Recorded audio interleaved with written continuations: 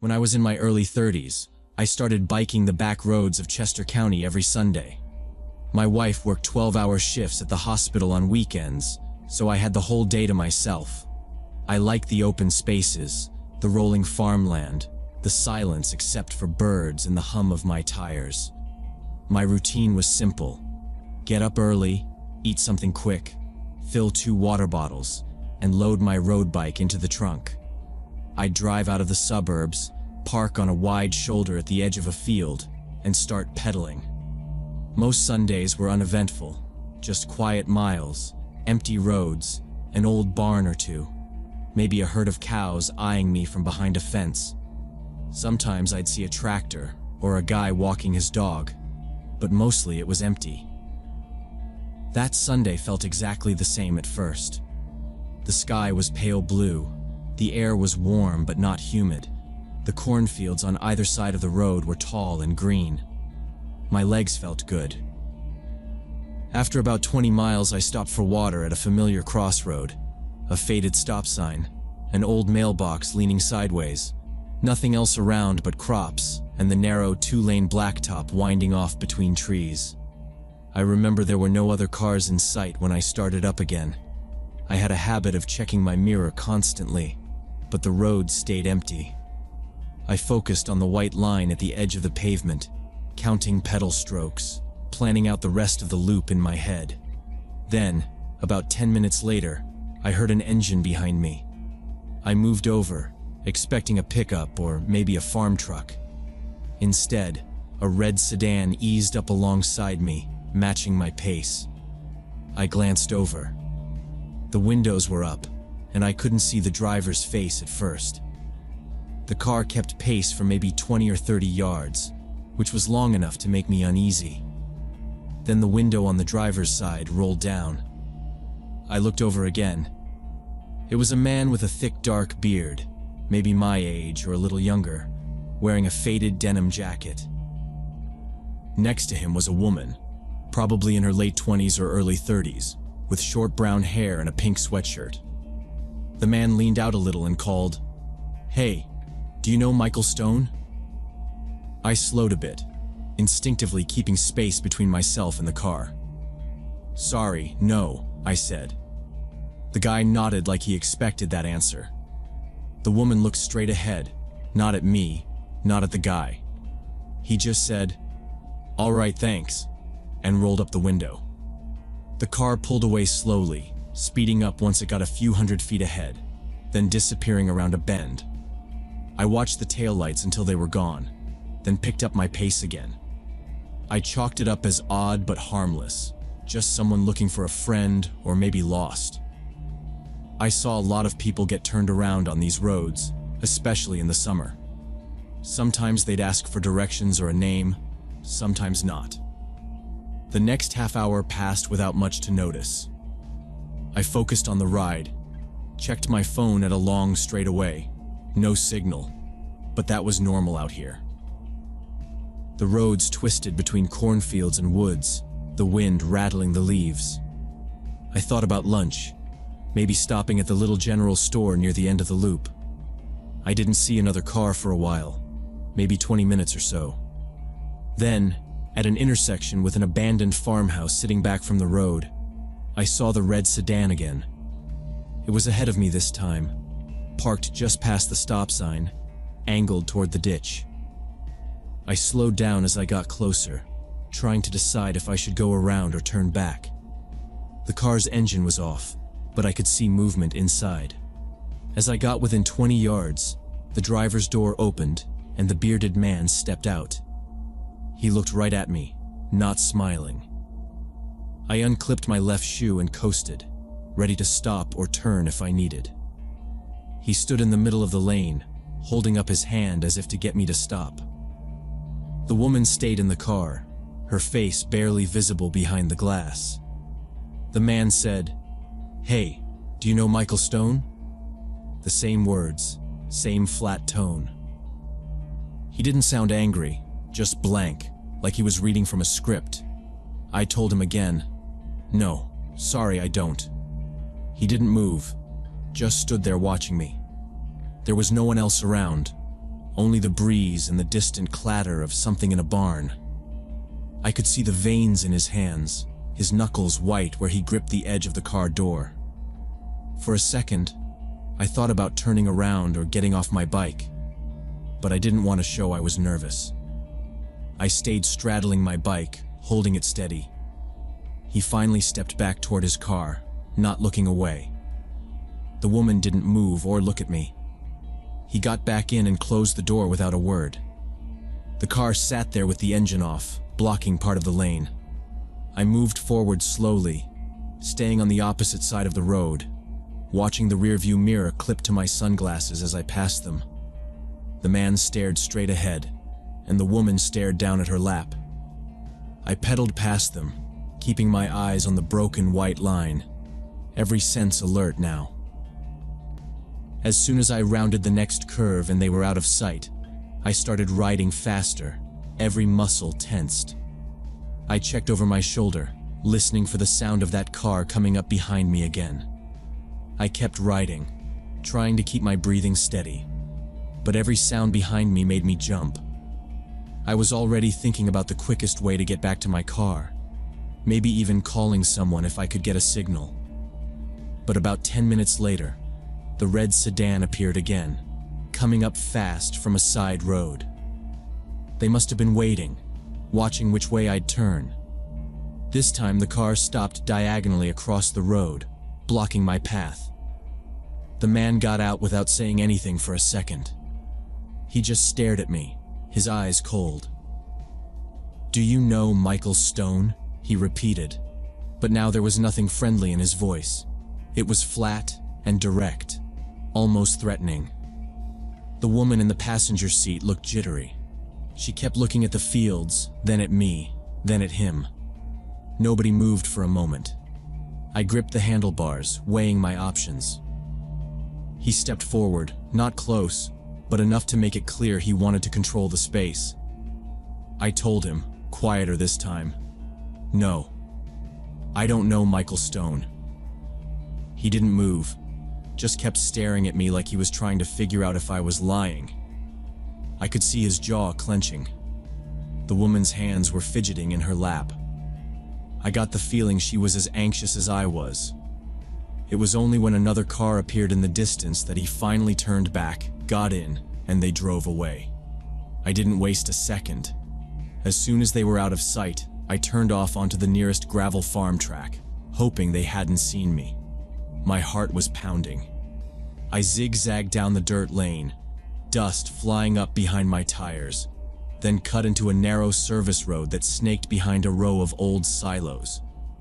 I stayed low, pedaling hard, checking over my shoulder every few seconds.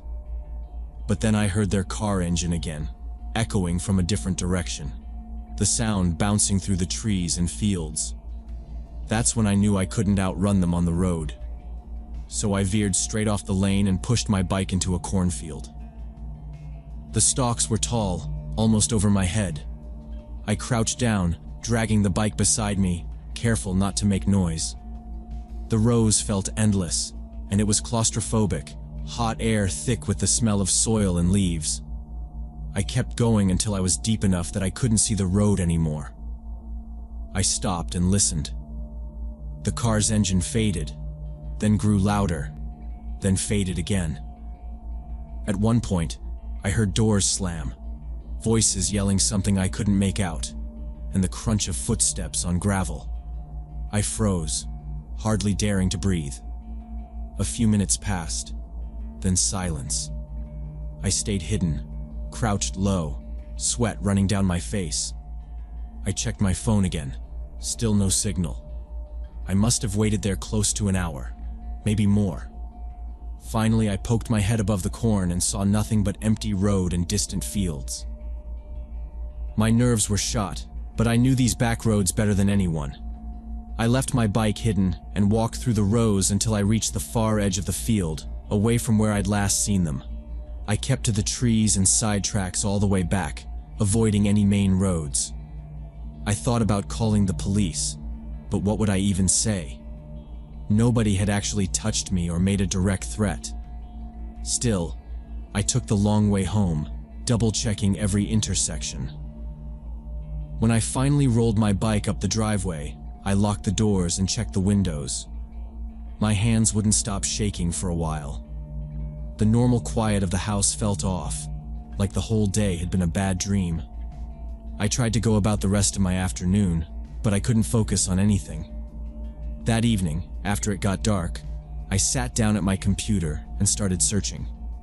I typed Michael Stone, Chester County, then Michael Stone arrest, then Michael Stone wanted.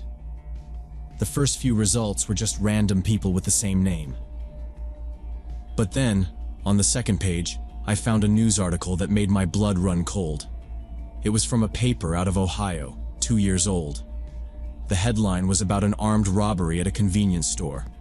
There was a photo, mugshot, front-facing, same beard, same eyes as the man from the red sedan.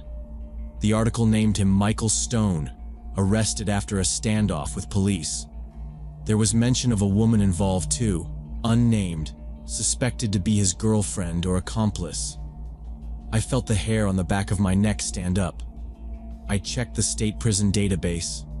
No record of Michael Stone serving time, at least not currently. Maybe he got out early, or maybe the system was just out of date. Either way, he wasn't in jail, and I had just crossed paths with him 3 separate times on quiet roads, all in one day. I thought about what would have happened if I had said yes, or if I hadn't hidden in the corn. I kept reading, scrolling for updates, but there was nothing recent. Just that one article, and his face staring back at me.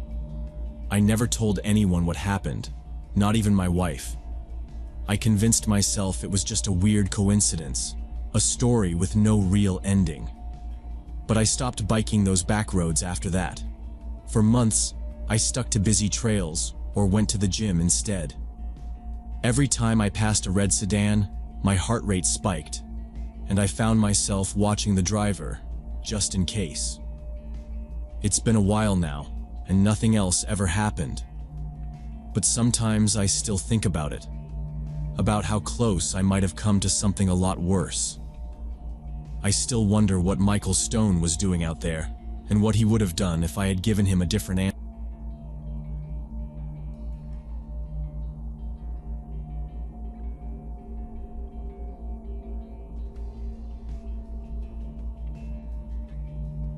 Last year, I was working as a freelance photographer, mostly for architectural magazines, but sometimes I picked up commercial gigs when money was tight. My favorite jobs, though, were the ones where I got to explore abandoned places. There's something about the silence and decay in old factories and warehouses that draws me in. Maybe it's because they feel like time just stopped in those buildings. They're hard to find these days. Urban explorers have already wrecked most of the interesting sites near big cities. But last spring, while looking for something new around Portland, I found some mentions on a forum about an old textile mill that was still mostly untouched. People said the site was fenced but easy to get into, that the buildings were still standing, and vandals hadn't trashed everything yet. The pictures looked legit.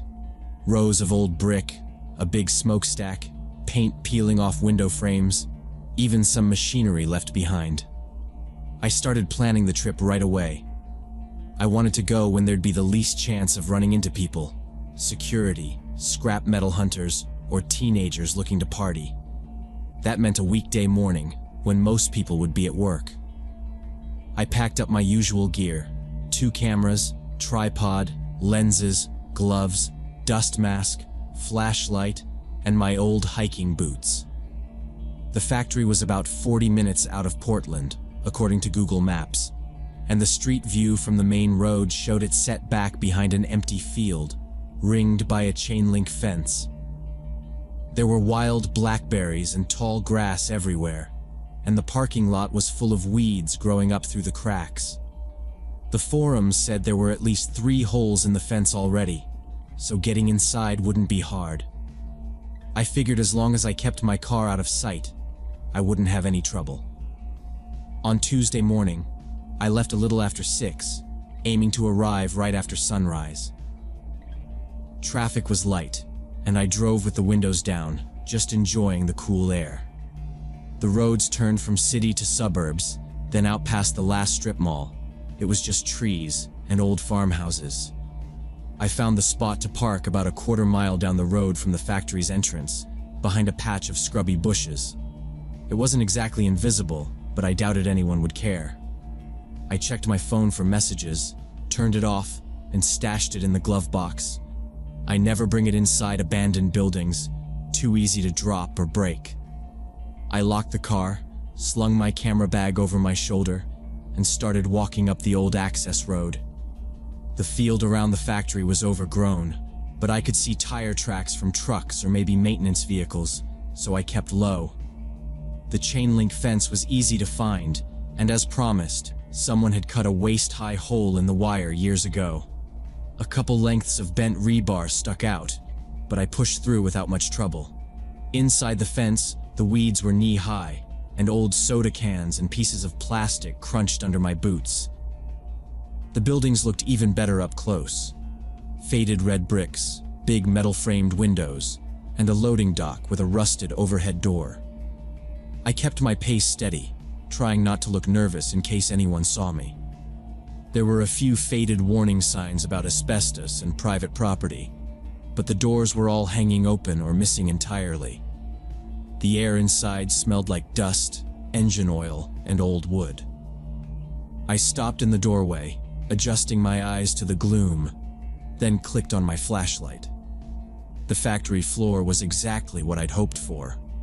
Long lines of empty work tables, big spools of wire and belts, and ancient sewing machines, all rusted but still recognizable. The sun was coming through the broken windows in bright slanted bars, lighting up piles of debris and dust motes floating in the air. I set up my tripod and started shooting, working from wide angles to tight details. Sometimes you get lucky and find graffiti or piles of old paperwork, but this place seemed mostly clean. A few faded calendars hung on the wall. One said 1994, another had a girl in a swimsuit, corners curling from the damp. I spent the first hour working my way down the length of the main production hall, taking shots of the light coming through shattered glass, the shadows thrown across the floor, the mess of tangled cords and belts draped over old machines. There were birds nesting somewhere in the rafters, and every once in a while, I'd hear them shift or chirp. Otherwise, it was quiet, except for the crunch of glass under my boots and the occasional creak from the settling building. After about an hour, I'd covered most of the ground floor and decided to try for some shots in the smaller side workshops. These were cramped, dark, and filled with old metal cabinets, shelves stacked with bolts and tools so rusted they crumbled if you touched them. I took close-ups of peeling paint, the numbers painted on equipment, and a stack of old invoices stuffed in a drawer. The whole place had that perfect frozen-in-time look that editors always liked. My plan was to finish in the administrative offices, which were attached to the main floor by a short corridor lined with grimy glass. Office spaces usually had good before and after potential. Papers on desks, calendars on the wall, maybe even old typewriters if you were lucky. I packed up my tripod, checked my pockets for my lens cloth, and headed toward the offices. The corridor was lined with dirty windows, a few broken, and the carpet squished underfoot like it had soaked up rainwater for years. At the end of the hall, I could see a heavy wooden door with a cracked glass window marked "Office." I paused, listening. The silence seemed thicker here, and I realized I hadn't heard birds for a while.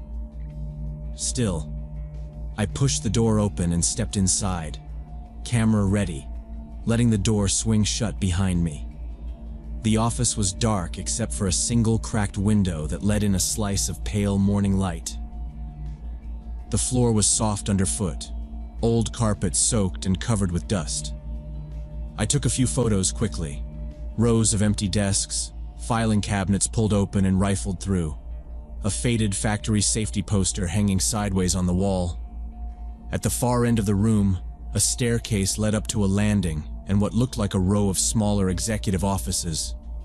The air felt heavier here, thick with the smell of mold and something chemical, like old paint or glue. I hesitated, listening for any sound, but everything was still. I walked quietly across the office, camera in hand, snapping shots as I went. My boots left clear prints in the dust. There was an old coat slumped over a chair, a cracked coffee mug on the floor, a few pages of water-damaged memos scattered across a desk. Everything felt untouched for decades, but there was something off, like the air wasn't as stale as it should be. When I reached the base of the stairs, I stopped to change my camera battery. That's when I heard footsteps from somewhere up above, slow, heavy, unhurried. At first I thought it might be the building settling, but then the sound came again, sharper and unmistakable. There were voices too, muffled but real. For a second I thought it was security, or maybe another urban explorer. I didn't want to startle anyone and get myself into trouble, so I called out, trying to sound as calm as possible. "Hello? I'm just here taking some pictures for a magazine. I'm not causing any trouble." My voice echoed down the stairwell. The voices upstairs stopped immediately. There was a moment of complete silence, the kind that makes your skin crawl. Then I heard rapid footsteps, much faster now, coming straight toward me. I backed up a step, trying to make sense of what was happening. A man appeared at the top of the stairs, then started coming down, moving too fast and with a wild look in his eyes. He looked sick, like he hadn't eaten in days. His face was gaunt, skin stretched tight across sharp cheekbones, and his eyes were bloodshot. He wore a torn windbreaker and dirty jeans, the cuffs soaked from the damp floor. In one hand he gripped a metal rod, about 2 feet long, jagged at one end. He stopped a few steps above me, breathing hard, shoulders shaking. His voice was rough and angry when he started yelling, spitting out words I could barely understand at first. "You don't belong here," he shouted, waving the rod at me. "This is my place. You think you can just come in and take stuff? I see you taking pictures. You think you're better than me?" He advanced another step, the rod swinging back and forth. I raised my hands, trying to show I wasn't a threat. I tried to keep my voice steady. "Hey man, I'm just leaving. I don't want any trouble. I'll go right now, okay?" I took a slow step back, still facing him, my camera bag pulling at my shoulder. He didn't stop. In fact, he started getting louder, his words tumbling out faster, his body jerking like he couldn't stand still. "You're all the same. Coming in here, thinking it's empty, thinking you can do what you want. This is mine. Get out now, or I'll break your face. I'll do it." He swung the rod at the air, missing me by a couple feet, but it was close enough to make me jump. I kept backing up toward the staircase, the urge to run fighting with my need to keep him calm. I tried again, voice barely more than a whisper. "I'm leaving, man. I promise. Just let me go." But he was past talking. He started down the stairs fast, rod raised. I turned and bolted, heart slamming in my chest, barely managing to keep hold of my camera bag as I hit the ground floor. I could hear his boots thudding behind me, his voice echoing down the concrete halls, every word full of hate and panic. "You better run! I'll kill you! I swear I will!" The words chased me through the corridors, bouncing off the walls and pushing me forward. I didn't stop to look back. I knew the way out. Down the hall, through the main doors, back across the weed-choked lot. My feet slipped on the wet carpet and I nearly fell, but I caught myself, adrenaline making my hands shake. I slammed through the door and into the sunlight, running for the fence. My boots got caught in the tall grass, and I could hear him still screaming from inside the building, the sound carrying over the empty lot. I squeezed through the hole in the fence, tearing my jacket on the rusty wires, then sprinted for my car. My hands fumbled with the keys, but I managed to get the door open and throw myself inside. I locked the doors automatically, even though he was still somewhere inside the building. For a minute, I just sat there, catching my breath, sweat running down my back. Even after I started the engine and pulled away, I could still hear him yelling, the sound getting fainter as I sped down the empty road. When I got home, I dumped my camera gear on the table and sat at my computer, still shaking. I started looking up information about abandoned buildings and urban exploration safety. Every site and forum said the same thing. Don't go alone. Always scout the area first, and never assume a place is empty just because it looks abandoned. Apparently, a lot of people living rough use these buildings for shelter, and some are desperate or unstable enough to do anything to protect what little they have left. I spent the rest of the day reading stories about other explorers who'd run into similar situations. Some got robbed, some got attacked, some never went back. I thought about the photos I'd managed to get, how they suddenly didn't seem worth the risk. There's a feeling you get after something like that, a tightness in your chest that doesn't go away for a while. I decided not to upload the pictures to any forums or send them to the magazine. Instead, I backed up the files and put the memory card away. After that, I changed how I worked. I started researching not just the history of abandoned sites, but also the neighborhoods and who might be living there. I never went alone again. Sometimes I skipped locations altogether if there were reports of squatters or known trouble. It just wasn't worth it. There are always more buildings to photograph, more stories to capture, but there's only one of me. That morning outside Portland was the last time I ever let curiosity outweigh caution. Some places, and some photographs, just aren't worth the risk.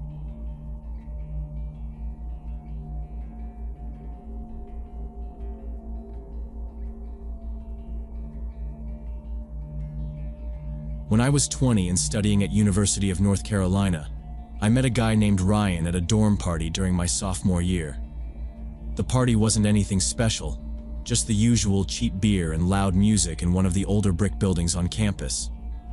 Ryan was sitting on the couch by the window, wearing a faded green hoodie and talking about his computer science classes to a couple guys I recognized from intro bio. When I walked over, he nodded and asked what my major was, and I told him journalism. We talked a bit about campus clubs, how bad the food was at Lenoir, and laughed about how everyone says they're starting a business one day, but nobody actually does it. He seemed pretty normal. He talked a lot about growing up in Charlotte, mentioned his family moved when he was a kid, and complained about having to take a philosophy elective. I thought he was just another regular student trying to survive the semester. I gave him my number when I was leaving, mostly because we had a group chat forming to swap notes about an upcoming exam. After that, he followed me on Instagram and added me on Snapchat. That first week, there was nothing weird about our chats at all. Ryan sent me a couple memes about professors running late. We compared schedules, and he asked what it was like writing for the campus paper. He joked that maybe one day I'd have to interview him after he sold his first $1 million app. The whole thing felt like the usual college back and forth, just people sharing dumb TikToks, venting about assignments, and making vague plans to study. He talked a bit about growing up in Charlotte, but mostly asked me about my classes and how I balanced work and school. He even asked for advice about a research project, and when I told him how to request sources through the library, he said thanks and sent a thumbs up emoji. Honestly, that first week I didn't think about Ryan much after our conversations. Sometimes I'd see his posts about late-night coding sessions, or his roommate's cat doing something stupid in their dorm. He liked a few of my photos, commented "nice shot" under a sunset picture, and that was it. When we passed each other on campus, he'd give a little wave or nod. One afternoon in the dining hall, he sat with me and a couple friends for lunch and just talked about how hard it was to find an internship. There wasn't a single thing that stood out or made me feel uneasy. Ryan just blended in with everyone else, another face in the crowd, someone who was easy to talk to and seemed pretty harmless. The second week, things changed. It started out with a couple comments that felt different. One night he messaged me on Snapchat, and after a short conversation about classes, he started getting a little flirty. At first, it was stuff like, "You looked cute at the party last week," which I kind of brushed off. But then he started sending more direct messages, asking if I was single and what I looked for in a boyfriend. I replied politely, saying I wasn't really interested in dating anyone right now. He kept pushing, saying things like, "I'd treat you better than any of those frat guys," and "Bet you'd look amazing in my hoodie." I tried to keep things friendly but distant, making it clear I wasn't interested in anything like that. A couple nights later, he sent a photo on Snapchat. I opened it, expecting maybe a meme or something about his computer setup, but it was an explicit selfie. He was half undressed, posing in front of his bathroom mirror. I felt sick opening it, just completely caught off guard. I closed the app and waited a few hours before replying. When I finally answered, I told him very directly, "Don't send me that stuff. I'm not okay with it. Please stop." I wanted to be clear so there was no misunderstanding. Instead of apologizing or backing off, Ryan got angry. He started spamming my phone with messages, switching from Snapchat to texting, then to Instagram DMs when I didn't respond right away. The messages got nastier each time. He called me stuck up and said, "You act like you're so much better than everyone." I didn't answer. He sent another explicit photo, and then a long rant about how girls lead guys on by being friendly, telling me I was fake. I deleted the pictures right away and blocked him on Snapchat. I blocked his number, unfollowed him on Instagram, and set my social media profiles to private. My hands were shaking while I did it, but I thought that would be the end of it. I told myself that blocking him everywhere would send the message, and he'd just move on to someone else. I was completely wrong about that. Within hours of blocking him, Ryan started showing up in my notifications again. First, it was new Instagram accounts with barely any followers, usually a random username and a blurry photo. When I blocked those, he moved to Twitter, then Snapchat again, then Facebook. I thought if I just kept hitting block, he'd get bored and give up, but it only seemed to make him more determined. That night I checked my email before bed and saw a message from an address I didn't recognize. The subject line was just my name. I opened it and found 3 long paragraphs about how I owed him a real conversation. At first, the messages were still just rambling, him saying he was sorry for coming on too strong, and that he just wanted a chance to explain. I didn't reply. The next morning, there were more emails. Each one got weirder. By the end of the day, he was sending threats, switching between begging and blaming me for ignoring him. He described things he wanted to do to me, sometimes sexual, sometimes violent. It was all written out in a way that made me feel sick. I blocked every email, but new ones kept coming in. Then he started referencing stuff he couldn't know unless he was following me. He'd mention what I wore to my Monday morning class, or say he saw me in the student union with friends. He described the color of my jacket, the notebook I carried, even what I ate for lunch at the cafe near the library. I'd look up from my phone on campus and scan the faces in the crowd, trying to see if he was nearby, but I never caught anyone obviously staring. I started taking different routes to class, avoiding places I used to go all the time, but the messages kept coming. He'd mention how late I stayed in the library, or what time I left the gym. It got to the point where I stopped going out alone, but nothing made it stop. I was constantly on edge, looking over my shoulder, jumping every time my phone buzzed. I changed my settings so only friends could see my posts, but he always found a way to learn what I was doing. Every day felt like I was being hunted on my own campus. Things got worse when Ryan somehow got my home address. I never gave it to him. never posted about it. But one afternoon I opened my inbox and there was a message with a street name in the subject line. He described the color of our siding, the plants by the porch, even the dent in the mailbox where my dad had backed into it. I felt like I couldn't breathe. I called my parents right away and begged them not to come home that weekend like they'd planned. That Friday night, I was in the living room watching TV when my phone pinged again. There was a photo attached, taken from the street. It was my house, porch light on, the reflection of the flash in the window. The message just said, "Come outside and talk to me or I'll knock on the door and explain everything to your parents." My hands were shaking. I didn't know what to do, so I just sat frozen, staring at the phone. I finally forced myself to move, grabbed the baseball bat from the garage, and locked myself in my bedroom. I sat in the dark, listening for footsteps outside.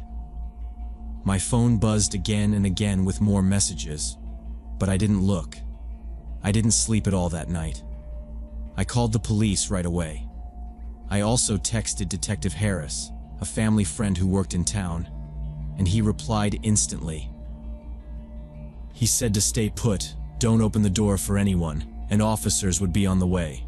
The police showed up in about 15 minutes, lights flashing in the driveway. By the time they searched the yard and the street, Ryan was already gone. But his messages were still coming through, still taunting and threatening. I handed over my phone, my laptop, every screenshot and email I'd saved. The officers took everything seriously. They said I'd done the right thing, and Detective Harris sat with me until the sun came up. He helped me file a full police report and pushed for a restraining order right away. The university got involved within days. They called me in to go over all the evidence, every message, every fake account, every email and photo. The administrators said Ryan's pattern was clear. He'd been stalking and threatening me for weeks, escalating to criminal harassment. I learned I wasn't the only one who had complained about him, just the only one he'd targeted this badly. The school expelled him less than 2 weeks later. Campus security updated their patrol routes near my apartment, and Detective Harris told me the restraining order was approved, so if Ryan contacted me again, he'd go straight to jail. The police checked my house every night for a week and made sure my parents were safe. It's been 6 months since that night. I haven't heard from Ryan again. No new messages, no emails, nothing in the mail. My phone is quiet. I still check the door locks twice before bed, and I keep the baseball bat under my bed just in case. I never walk alone at night. Most people don't know what it's like to feel that kind of fear. Always looking behind you, never sure if you're safe. Some friends told me I should have ignored him, that maybe he just wanted attention, but they don't understand. There's a line between someone being interested and someone being obsessed, and Ryan crossed it the moment he started watching me, following me, showing up at my house. I used to think I was careful, but it wasn't enough. Now, I know better.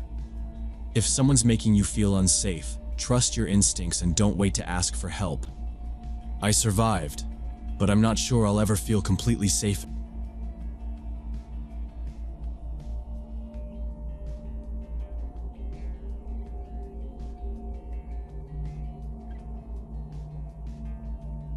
I was 22 and had just finished my degree at UCLA when I decided to move to Denver for my first real job. I didn't have much, just the basics, really. And to save money, I packed up my Honda Civic and figured I could handle the drive solo. Everything I owned was crammed into the back seat and trunk, from suitcases of clothes to a box of kitchen stuff, my laptop, and some books. My plan was pretty straightforward. Drive from LA to Denver, stop at some cheap motels, and keep my costs as low as possible until I could move into my new apartment. I remember being a little nervous, but mostly just focused on making good time. The first few hours went fine. I made it through the city traffic, and then out past Vegas as the sun went down, windows cracked, eating cheap snacks, running on caffeine. The drive on Highway 50 was long and empty, just like people said. I passed a gas station about 2 hours past Fallon and didn't see much after that. Just stretches of nothing, the kind of dark where you can't see your own hand in front of your face outside the headlights. Around 11 p.m., I started to feel tired and told myself I'd pull over soon, maybe an Ely if I made it. But maybe an hour past that, the car started making a weird ticking noise. At first, it was faint, almost like something stuck in the wheel well. I pulled over, checked, and didn't see anything, so I kept going. The noise got worse, turned into a rattling, and then a high-pitched whine. It was pitch black all around except for the dashboard lights. There was nowhere to stop and no one else on the road. The next thing I knew, the engine started sputtering. The check engine light flickered, and I felt a jolt as the car lost speed. I pulled over to the gravel shoulder and tried to start the car again, but the engine just groaned and died. I checked my phone for service. Nothing, not even a bar. The map app just showed a spinning wheel. I looked out both sides of the car but couldn't see anything except a little bit of scrub and rocks where my headlights pointed. I tried the ignition again, but the starter just clicked. Nothing else.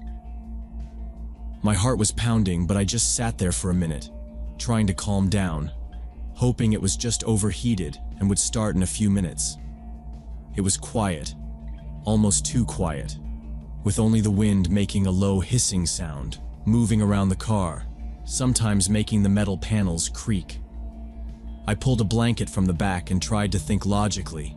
Maybe in the morning I'd see another car or get a signal. But after about 15 minutes, it was clear nothing was going to change. I kept watching the battery drain as I turned the ignition and checked my phone. The temperature outside dropped fast, and I started feeling the chill even with the windows up. An hour went by. Then 2. I watched the digital clock on the dashboard, counting the minutes. Every so often I'd think I saw a flicker of light way in the distance, but it was always just my eyes playing tricks in the dark. I started feeling uneasy. Not scared, just uncomfortable. The kind of feeling where you know nobody's coming, and if something happened out here, nobody would even know for days. I tried to distract myself, rearranged the stuff in the front seat, sipped warm water from a bottle I had, tried calling 911 again with no luck. The wind picked up, hitting the car and making it rock gently. Time seemed to crawl. I kept checking the mirrors and looking behind me, half hoping, half dreading to see headlights. It was almost 3 a.m. when I saw it.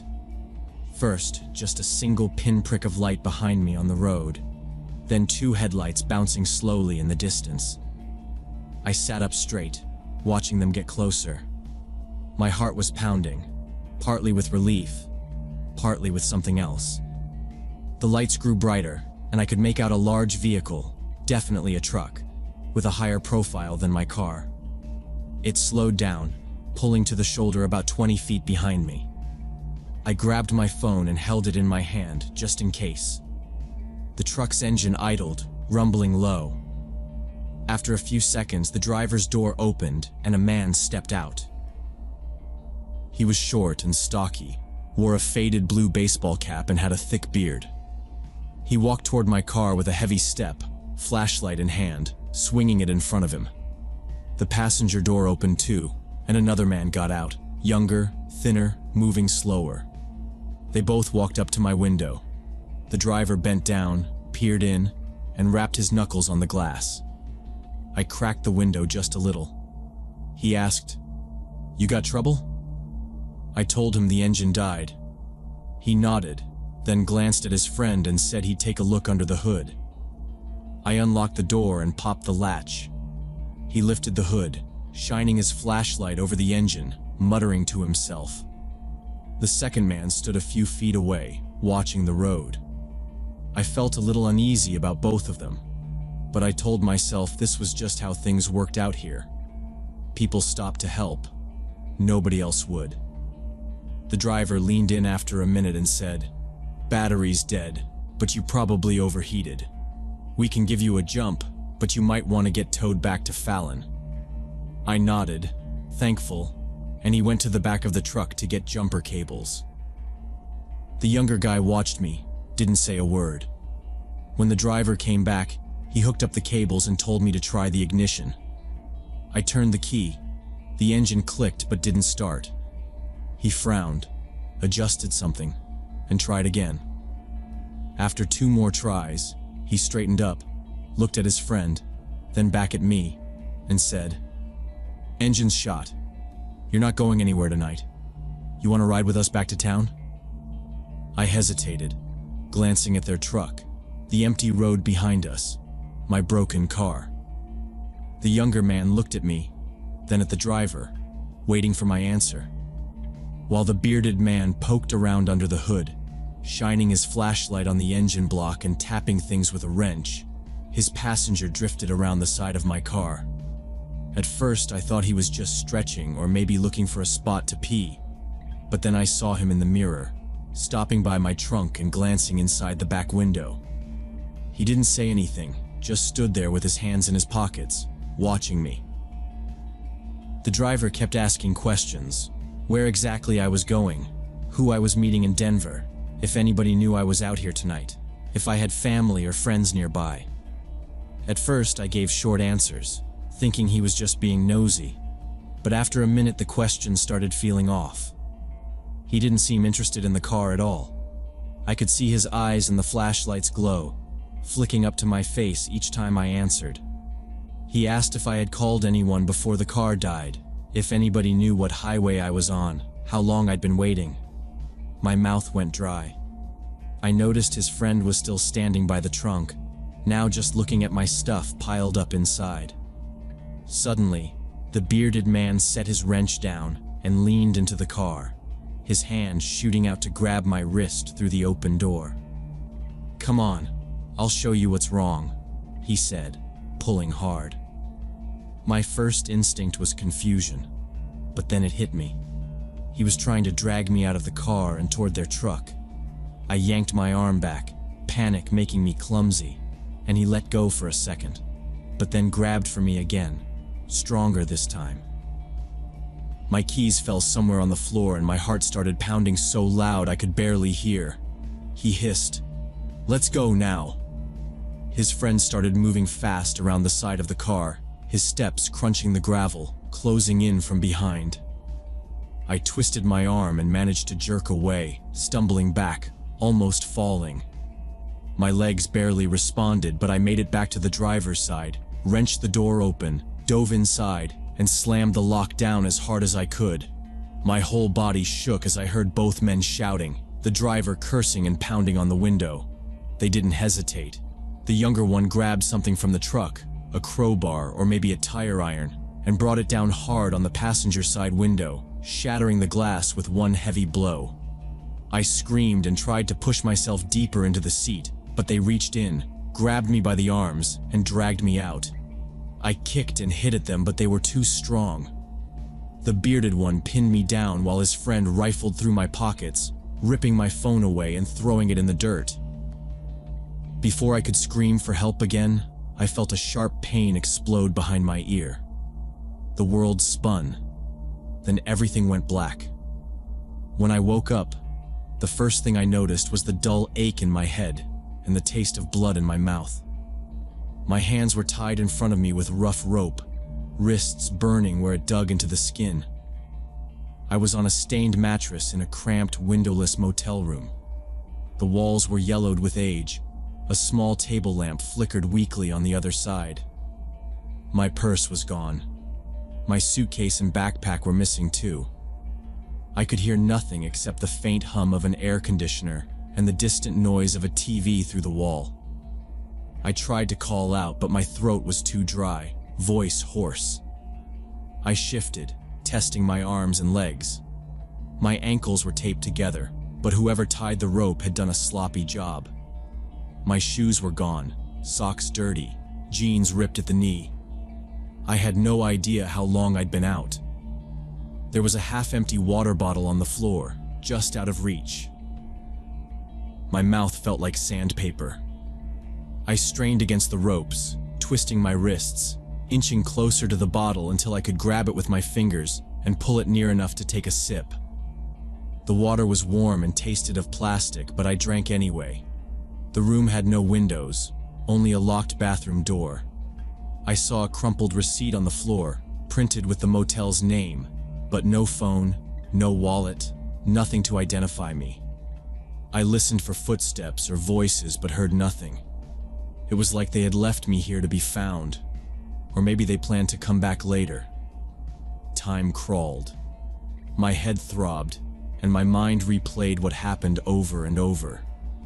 I started working at the knots, biting down the panic, using the edge of the bed frame to rub at the rope.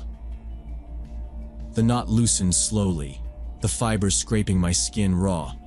It felt like hours before the rope finally slipped off, leaving angry red marks on my wrists. I managed to untape my ankles and stand, legs wobbly.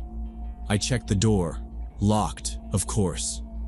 I searched the room again, desperate, and found that my smartwatch was still on my wrist, probably missed when they took everything else.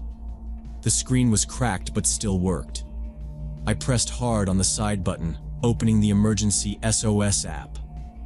The GPS signal was weak, but after a few tries it finally connected, and I managed to send a ping to emergency services with my approximate location. I waited, nerves shot, afraid every sound outside was them coming back. Hours passed, or maybe just minutes. It was hard to tell. I sat on the bed, staring at the door, clutching the broken watch. At some point, I heard heavy boots and voices in the hallway. Then a knock, and a loud voice calling, "State Police! Is anyone inside?" I yelled as loud as I could, nearly losing my voice. The door crashed open and 2 officers rushed in, flashlights and radios blinding me. They asked my name, if I was alone, if I was injured. I could barely answer. They led me outside, squinting into the bright light, helping me into a patrol car. The motel was in the middle of nowhere, almost 200 miles from where my car had died.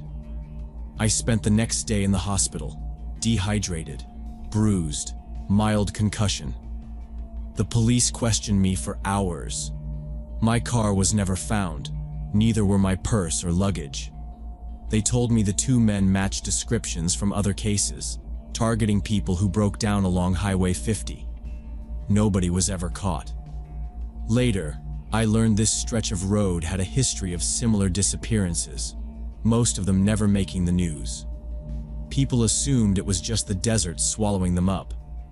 Now, I never drive long distances alone, especially at night, and I tell everyone I know never to rely on the kindness of strangers when you're stranded somewhere remote.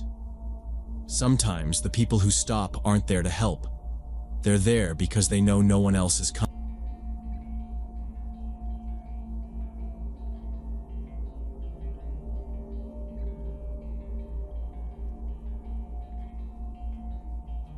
When I was 18, I took summer classes at Rockville Community College because I needed a few extra credits before starting university. Most days, I just drove my old Civic to campus, sat through class, and left. The building where they held public speaking was always cold, the kind of cold where your elbows get goosebumps if you forget a sweater. The class was at 10 in the morning, and most people seemed half asleep, including me. There was this guy in the class who barely showed up. He always came in late, even on the days he did bother to come, sometimes still buttoning up his old leather jacket as he walked in. His hair was long and greasy, and he wore heavy headphones around his neck, even while class was in session. Sometimes he'd have a big black hoodie under the jacket, sometimes just a t-shirt, always with rips at the collar. I'd notice him sitting in the back corner. He didn't talk to anyone. The first time I realized he was looking at me was during one of the class presentations. I was supposed to talk about a book I liked, and I remember feeling weird the whole time because every time I glanced at the back, he was just staring, not blinking, not even pretending to listen. After class, he'd leave before everyone else, pushing past people without a word. But about 3 weeks in, I started to notice him hanging around by the exit after class ended. He would stand next to the water fountain, backpack at his feet, sometimes messing with his phone but always keeping an eye on me. The first time, he waited until I walked by, then matched my pace as I went down the stairs. He asked if I liked the class, and his voice was so quiet I almost didn't hear him. I just said, "Yeah, I guess," and tried to keep moving. After that, he made a point of waiting for me. Sometimes he'd stand right outside the classroom door. One day, I tried waiting until most people left before going out, but he was still there, leaning against the wall with his headphones on. I started getting nervous because he would always try to walk me out. He'd ask what I was doing later, or if I was heading straight home. His questions felt forced, like he was just trying to keep me talking. I started taking different routes out of the building, once even sneaking out through a side exit and walking around the back of the campus to get to the lot. But somehow, no matter what I tried, he always managed to find me. Sometimes he would just appear out of nowhere on the path, falling in step beside me like we were friends. It started getting to me. One day he showed up as I was unlocking my car, just standing there with his hands in his jacket pockets, watching me. He asked what kind of car I drove, and if it was good on gas. I didn't answer, just got in and drove off as quickly as I could. The next day in class, he wasn't there. But after, he was back by the exit again, this time asking if I wanted to go get food. I said I had to meet my boyfriend, hoping he'd get the hint, but he acted like he hadn't even heard me. He just kept talking, asking where I like to eat, if I live nearby, and if I had any other classes on campus. It got to the point where I started calling my boyfriend as soon as class ended, putting my phone to my ear and pretending to have a conversation even if he didn't pick up. The guy would still walk next to me, talking over my shoulder, sometimes interrupting my fake calls. He asked what days I was on campus and if I worked anywhere nearby. I started getting more anxious. I even changed up the way I parked, moving my car to different lots every day. But he always seemed to find me, even if it took a little longer. One morning, I came in late because I'd driven around the block a few times before finally parking. My public speaking instructor, Susan Clark, was already handing out the attendance sheet when I slipped into my seat. She glanced at me, then at the empty chair in the back, then back at me. After class, she stopped me as I was gathering my things. "Are you okay?" she asked. I told her I was just having car trouble, but she kept looking at me. I hesitated for a second, then told her about the guy, about how he kept waiting for me, asking questions, walking with me no matter what I did. Her face went serious. She asked for his name, what he looked like, and what exactly he'd been saying to me. I tried to explain, but it all sounded stupid once I said it out loud. Still, she said it wasn't stupid at all, and that I wasn't overreacting. She offered to walk me to my car. I felt a little embarrassed, but I agreed. That day, she walked with me all the way across the lot, waiting until I'd started the engine and pulled out before she went back inside. The next class, she did the same thing.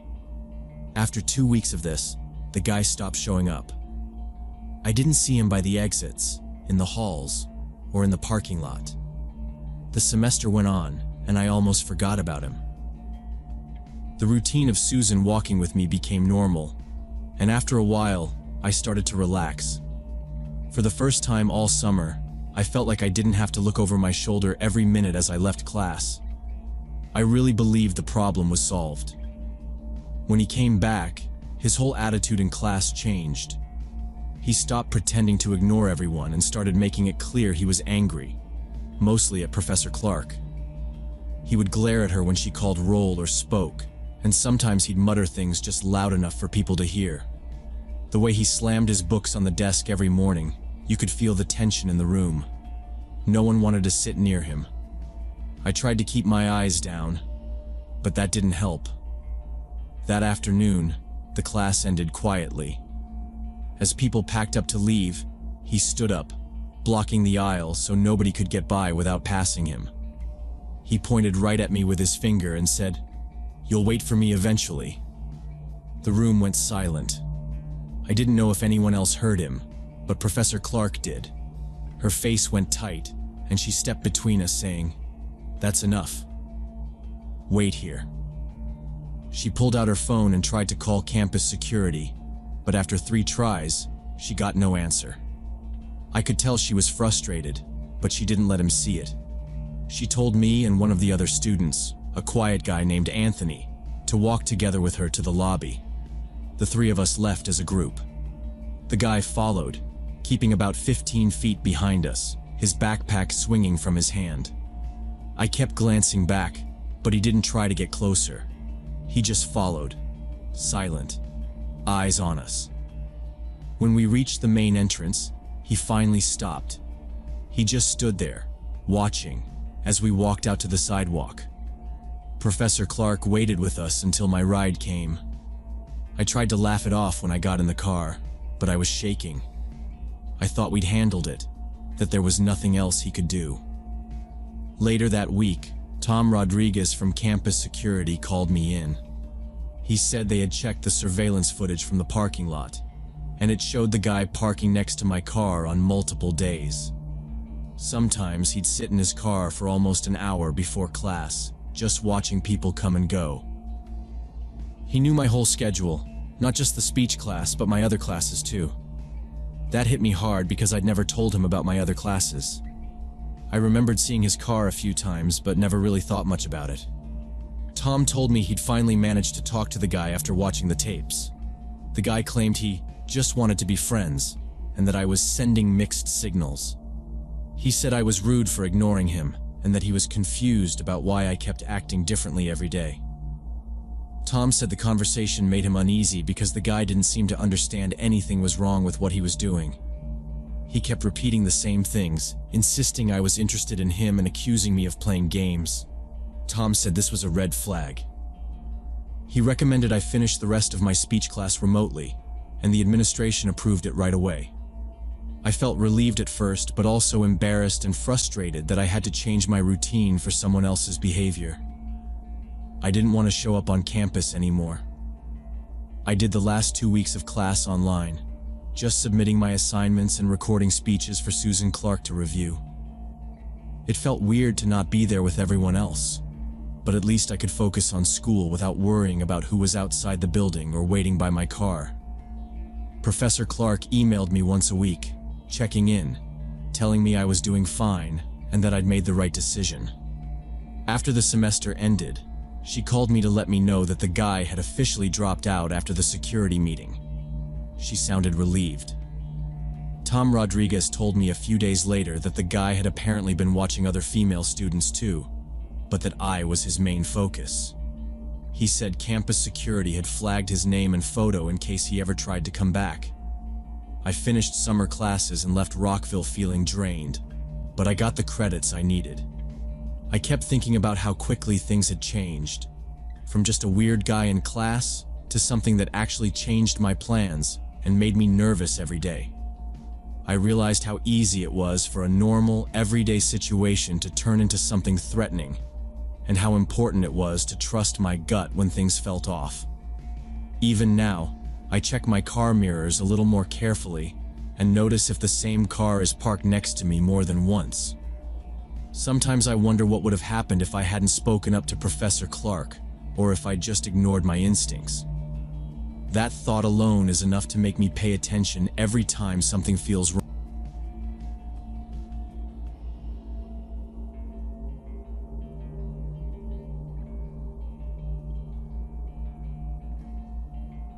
Last spring, I was deep into researching Midwest Railroad history for my transportation history thesis. My classmate Brad and I started visiting this old, abandoned rail yard just outside Detroit because it had everything we needed for our project. The place was huge, fenced off from the main road, and filled with rusted locomotives, freight cars, and broken down tracks. We came with backpacks, notebooks, and cheap digital cameras, walking along the cracked concrete, and watching for loose nails or bits of glass under the weeds. A lot of the train cars were tagged up with graffiti or half-burned inside, and there were old railway signals and pieces of busted track equipment everywhere. Everything had that thick smell of rust and old oil. Sometimes you'd hear metal creak in the wind, and it just made the whole place feel emptier. The first 2 times we visited, there was barely any sound except for us talking or the birds in the weeds. But after about an hour of walking the tracks, Brad nudged me and pointed. Way down the line, maybe 100 yards off, I noticed a guy standing behind the hulk of an old freight car. He wasn't doing anything, just watching us. He looked rough, skinny, heavy jacket, even though it was warming up, hood pulled up over his head. When we moved down another row, I checked behind me and saw him again, standing a little closer but still not saying anything. He had this way of looking at us without looking away, like he was waiting for something. I didn't want to stare back or act nervous, but it was impossible to ignore. Brad muttered, "Probably just some homeless dude." And we tried to pretend we didn't see him, just kept our focus on taking notes, photographing the logos and numbers on the old rail cars. The guy never came any closer, but wherever we went, I'd catch sight of him, always standing just behind some rusted train or leaning near the shade of an old engine. When we left, he was nowhere to be seen, but I kept glancing back until we got to the car. We came back a few days later, early in the morning to get better light for our photos. The yard was damp and chilly, and the air felt heavy. This time the man showed up even faster, stepping out from behind a stack of rotted railway ties just a few minutes after we started working. He moved like he was used to the place, always keeping his distance but making it obvious he was there. I tried to ignore the feeling of being watched, but Brad kept looking over his shoulder. The guy's clothes were dirty, but there was nothing obviously threatening about him. We agreed not to approach or disturb him. He was probably just sleeping in one of the boxcars, and as long as he didn't mess with us, we'd let him be. Still, I found myself working faster, writing down measurements and snapping photos, never really letting myself relax. The third time we went, Brad needed to get better shots of a certain type of freight car, a long, weathered boxcar with a strange old logo. We'd already seen the man wandering around during our other trips, but he'd never spoken or come closer than 50 or 60 feet. The place felt the same as before, quiet, full of broken glass, thick grass growing through the rails. I kept expecting to see him around every corner, but that morning, when we first walked in, the whole place looked empty. I mentioned it to Brad, who just shrugged. "Maybe he's gone today," he said, setting his camera bag down near the row of boxcars. We got to work, pulling out our measuring tape and notepad. Brad wanted to get a shot of the coupling between 2 old freight cars, so he climbed up onto one and started inching between them, aiming his camera at the rusted metal and faded company marks. I stayed back, jotting down details from the builder's plate on a nearby locomotive, focusing on the numbers and the odd patterns of rust that covered almost everything. I was maybe 50 feet from Brad, head down, when I noticed the air felt different, like something had shifted behind me. I looked around, scanning between the gaps in the boxcars and overgrown grass, but I didn't see anything out of place. For a while, it was quiet. Just the sound of Brad's camera shutter clicking and a pigeon flapping somewhere inside a car. I started to get that uneasy feeling again, the sense that someone was nearby, watching. It was the same feeling as before, only sharper, heavier. I checked my watch and called over to Brad to see if he was almost done, but he just waved me off, focused on lining up his next shot. Then, all at once, Brad's voice echoed out across the yard, loud and strained. "Hey! Hey! Help! Somebody help!" The shout cut through the silence so suddenly that I dropped my notebook. His voice was high, panicked, and desperate, nothing like the casual way he'd talked all morning. I looked up and saw his hand reach out between the cars, grabbing at nothing. The sound of his camera hitting the metal was sharp, and his voice kept rising. "Help! Please! I need help!" I ran toward the sound, heart thumping, stumbling over weeds and broken ties as I got closer. I ran as fast as I could, yelling Brad's name as I turned the corner between two freight cars. Brad was on the ground, half sitting, half pinned against a rusted coupler. The man we'd seen before was on top of him, hair wild, clothes hanging off his body, swinging a sharpened metal rod at Brad's arms and shoulders. His face was twisted with rage, and he was yelling non-stop, voice cracked from either fear or madness. "Get out! You're not allowed! This is my home, you hear me?" Brad was trying to block the blows with his camera bag, his hands stretched out to shield his face. The attacker was moving with this frenzied strength, stabbing and slashing as he ranted about trespassers, not even noticing me at first. I looked around for anything to use and grabbed a heavy piece of broken railroad timber lying beside the tracks. I ran up behind the man and swung as hard as I could at his arm. He dropped the metal rod, howling, and whirled around to face me. In that split second, Brad tried to get up, but the man lunged and bit down on Brad's hand with all his strength. Brad screamed again, blood running between the attacker's teeth. I swung the timber at his shoulder, and he finally let go, stumbling back with wild eyes. I pulled Brad to his feet, and we bolted, not stopping to look back. The man's voice followed us the whole way, shouting, "I'll kill you! You come back and you're dead!" as we tore through the tall grass and broken rails toward the yard entrance. Brad's hand was dripping blood, and his face was chalk white. We barely spoke, just kept running until the fence was in sight, and then sprinted across the empty lot, back to where our car was parked on the shoulder. We didn't even get in at first, just slammed the doors shut and locked them, trying to breathe. Brad was shaking, clutching his wounded hand with his shirt, blood running down his arm onto the upholstery. I could see my hands shaking too, keys rattling as I started the engine. We pulled out onto the road and drove to a gas station about half a mile away, parking in front of the big windows under the security cameras. Brad kept muttering, "He bit me. He actually bit me." I grabbed my phone and dialed 911. The dispatcher kept asking for details. "We were attacked. Old rail yard. My friend's been cut and bitten." Within 10 minutes, 2 police cars and an ambulance showed up in the parking lot, blue lights flickering across the glass.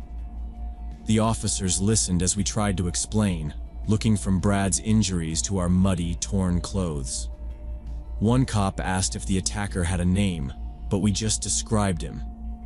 They nodded like they knew who we meant. "That's Ronald Kemper," one said. "He's been bouncing between abandoned sites for years. He's not supposed to be there." The paramedics took one look at Brad's hand and said, "You're going to need rabies shots and antibiotics, just in case. Human bites are nasty, worse than most animals." They bandaged the cuts and loaded Brad into the ambulance, and I followed behind as they headed for the nearest hospital. The police radioed in the description and drove back to the yard. Later, they told us Kemper hadn't left the site.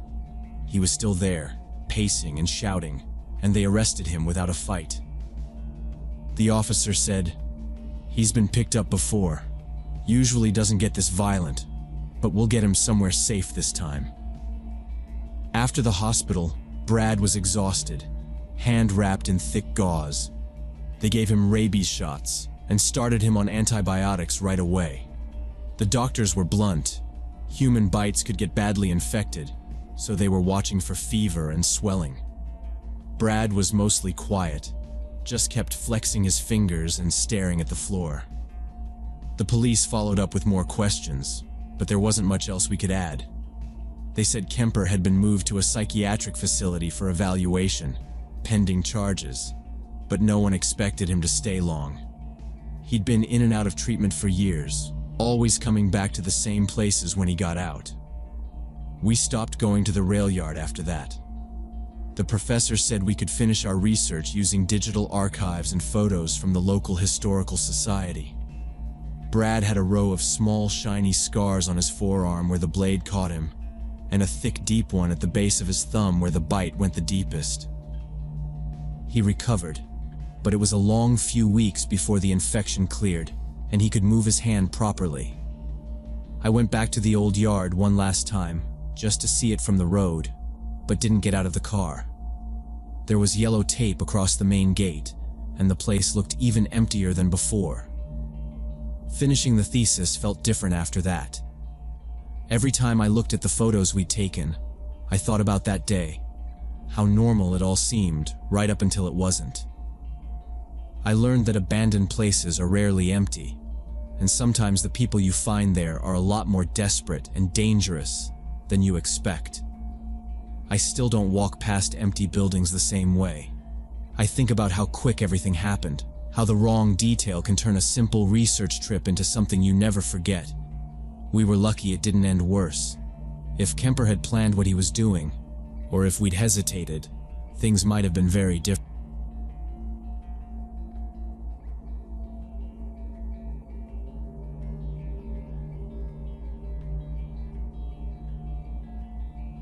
When I was 9, my family took a trip to Splash Zone, a water park somewhere just outside Atlanta.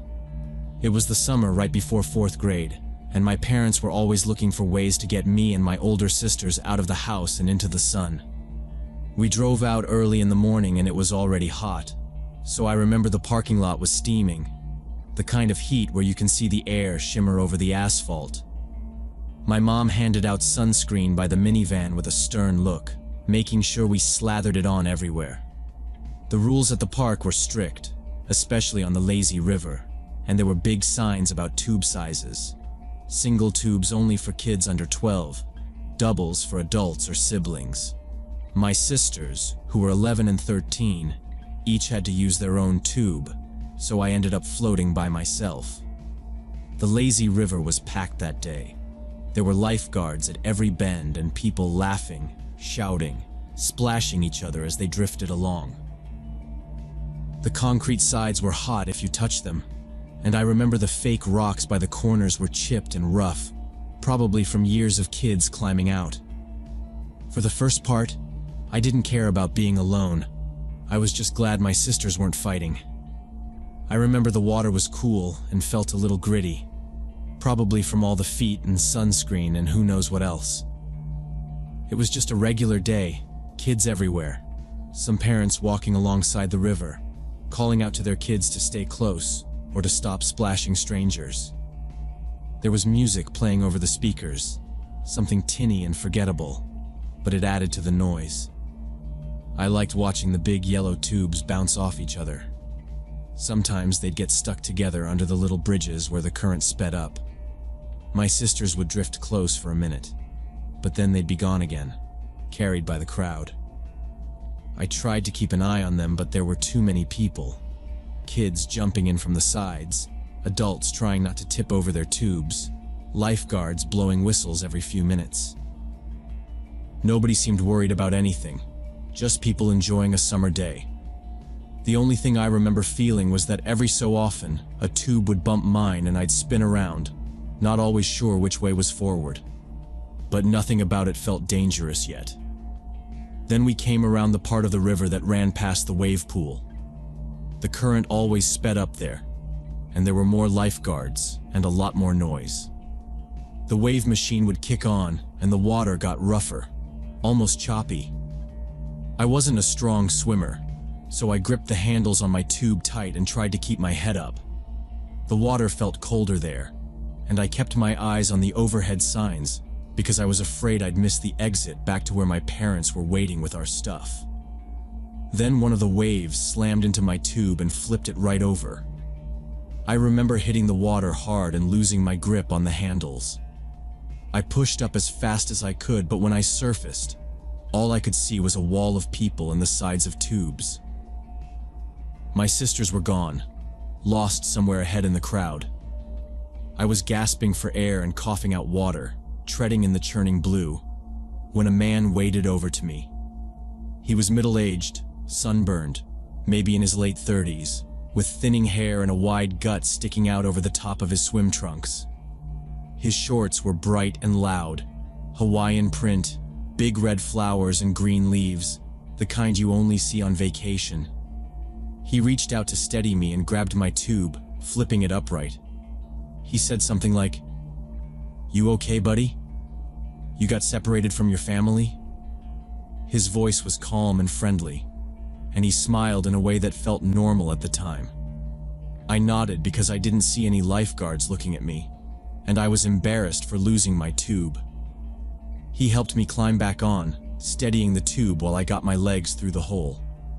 I was shaking a little from the cold water, but I didn't want to make a scene. The man asked where my family was, and I tried to point ahead, but I couldn't see them anywhere in the mess of tubes and bodies. The river kept moving us forward, back toward the regular section, and he started walking alongside me, holding onto the tube as if he was making sure I didn't fall off again. I was grateful at first, just glad not to be alone. But after a minute or so, I realized he wasn't letting go. Even as the river slowed, he kept his hand on the tube, steering me through the clusters of other kids. He told me he was staying at a hotel nearby with a game room and lots of cool things to do. Arcades, snacks, a pool table. He said if I ever got bored at the water park, his hotel was just across the street, and sometimes he brought kids over to play. I didn't know what to say, so I just nodded. He kept talking about the hotel and all the things he could show me. His voice was friendly, but the more he talked, the more it felt strange, like he was trying too hard to sound casual. Every time another wave hit or someone bumped my tube, he would duck underwater, sometimes holding onto the side, sometimes reaching under me to steady the tube. More than once I felt his hands on my legs, like he was checking if I was okay or trying to help me stay on, but it lasted too long each time. When I looked down, he'd smile and say, "Just making sure you're safe, little man." He told me I was a strong swimmer, that I looked older than 9, and he liked how independent I was out on my own. The compliments made me uncomfortable, but I couldn't say exactly why. I kept glancing around for my sisters or a lifeguard, but no one seemed to notice us. The water felt colder. I tried to shift away from him, but the tube was too big, and the current kept pulling us together. He started talking faster, asking if I wanted to go see the game room after we finished the lazy river. He said he could call my parents from the hotel phone if I wanted. I knew I wasn't supposed to go anywhere with strangers, but his hand was always right there, gripping the tube, and it was hard to think clearly. Just as I was trying to find a way to paddle away, a young couple came up behind us in the line for the water slide. They looked maybe college-aged, holding hands, still dripping from their last ride. The girl frowned, watching the man and me. The guy leaned over and said, "Is everything okay here? You look a little lost, kid." The man cut in before I could get a word out, forcing a smile and telling the couple, "He's fine. He's just having fun with me, right, buddy?" I tried to say something, but my voice barely came out, so I just nodded out of habit, not knowing what else to do. He kept his hand tight on my tube, steering me away from the couple before they could get another word in. When I tried to paddle with my arms toward the edge, the man yanked my tube back into the current. He leaned down and told me, "You need to stay with me. You're too young to be alone out here." His voice was firmer now, and the smile had faded.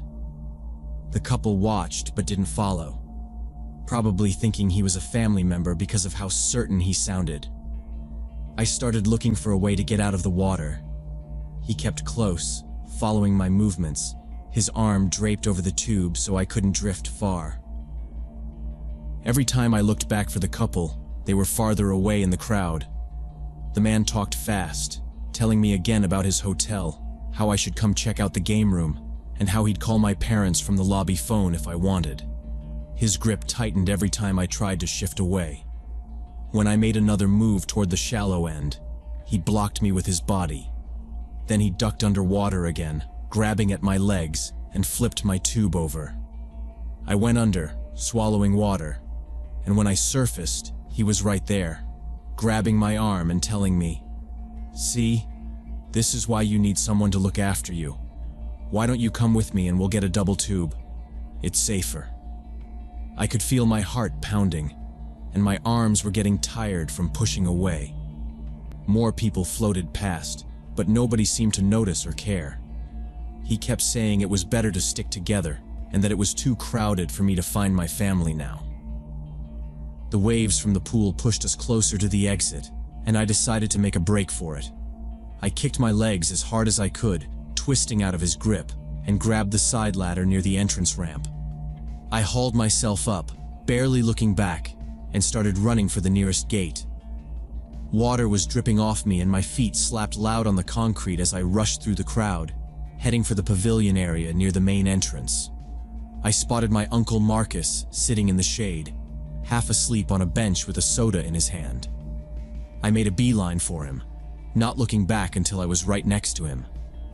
Out of the corner of my eye, I saw the man leaving the pool, walking quickly, but when he noticed where I was heading, he stopped, hovered for a moment, and then turned and walked away toward the snack bar.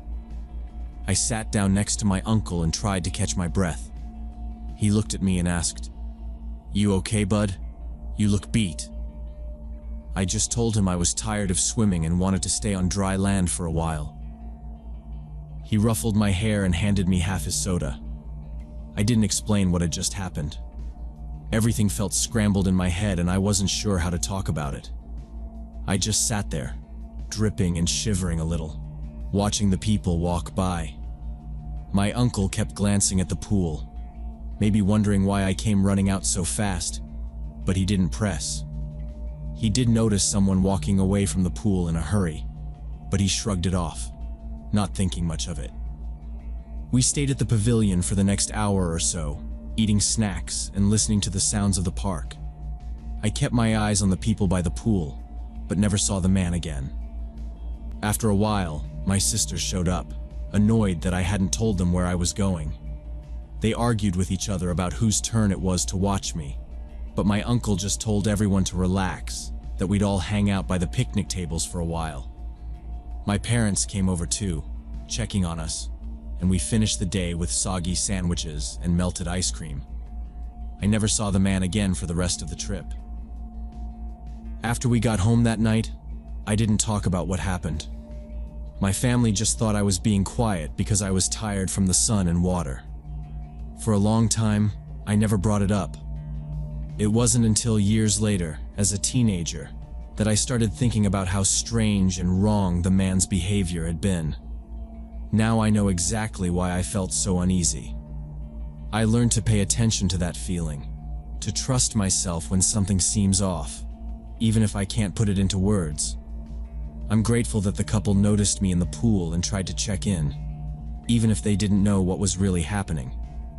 Looking back, I realize how quickly a normal day can turn dangerous, and how close I came to something much worse than just getting separated at a water park. That memory still sticks with me, and it's changed how I look at crowded places.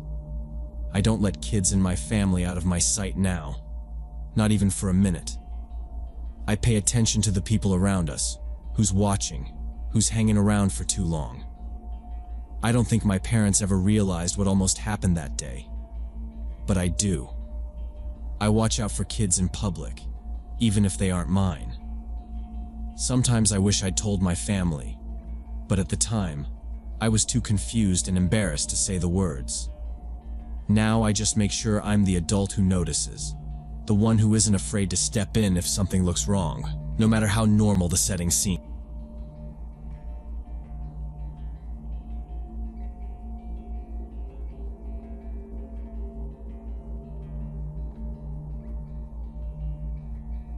I spent most of last year at St. Louis Hospital because Stephen was there, hooked up to machines, not really awake.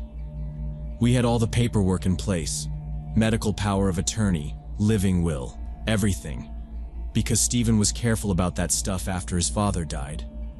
It was on me to make all the calls, sign all the forms, talk to the doctors about what to do next. When they rolled him in after the motorcycle accident, his helmet shattered and half his face swollen up. I didn't leave the ER for 2 days. They got him stabilized, but he wasn't out of the woods. I started sleeping on a recliner in the ICU family room. The nurses knew me by name after the first week. The first problem wasn't medical. It was Dorothy Wilson, Stephen's mother. She showed up the second day, all dramatic, clutching her Bible. She barely looked at Stephen, just started asking who was in charge, who had the final say. I explained it. He put it in writing, Dorothy. I'm his POA. It's all legal. She got red in the face right away. You know my son was raised Christian, she said, loud enough for everyone to hear. I ignored her, kept filling out Stephen's insurance paperwork. Later, a nurse pulled me aside, told me Dorothy was at the desk complaining about my influence. I showed the nurse the POA again. She said, "We see this a lot." It got worse fast. Dorothy came every afternoon, always with a new church pamphlet or some book about healing prayer. The second week, she started cornering the nurses. I heard her in the hallway. "He's living in sin. This is punishment." Then she'd show up at the doctor's station demanding to talk to someone in charge. One day she barged into Stephen's room while the speech therapist was in there, trying to get him to squeeze her hand. Dorothy just stood in the doorway saying, "I want my son to get proper care, not some agenda." The therapist asked her to wait outside. She slammed the door so hard it rattled the glass. The staff asked me if I wanted a hospital social worker to mediate. We sat in a small office, the three of us and a nurse. I tried to be patient, but Dorothy wouldn't stop with the homophobic stuff. "He needs to come back to God," she kept saying. The social worker explained the POA was legal, nothing to discuss. Dorothy got even more agitated. "You're stealing my son from me," she yelled. She tried to grab the chart off the wall. Security was called. After that, she had to sign in with the front desk and get a visitor badge. That lasted a week. Dorothy started bringing coffee and donuts for the nurses, acting all sweet. I saw her slip a pamphlet into the patient satisfaction box. When Stephen was moved from ICU to a step-down unit, Dorothy tried to visit. She cornered a young nurse at the door, shouting, "How can you support this sinful relationship?" The nurse looked like she wanted to cry. That's when I told the charge nurse, "I don't want her in his room anymore. She's not here for Stephen. She's here to make trouble." They put Dorothy on the do not admit list for the intensive care unit. She called me from the waiting room screaming, "You can't do this. I'm his mother." I hung up on her. From then on, she was only allowed supervised visits, but after 2 more scenes, I told security to keep her out completely. A few days after I had Dorothy banned from the ICU, I started noticing a guy around the hospital. Big guy, late 40s, maybe older, beard and heavy glasses, always wearing the same plaid shirt. The first time, he was in the main lobby, sitting across from the elevator bank, just staring. I didn't pay attention at first. The next day, I passed him near the coffee shop by the gift store. He was leaning on the wall, arms folded, just watching as I went past with Stephen's chart. That night, I saw him again, this time in the ER waiting area.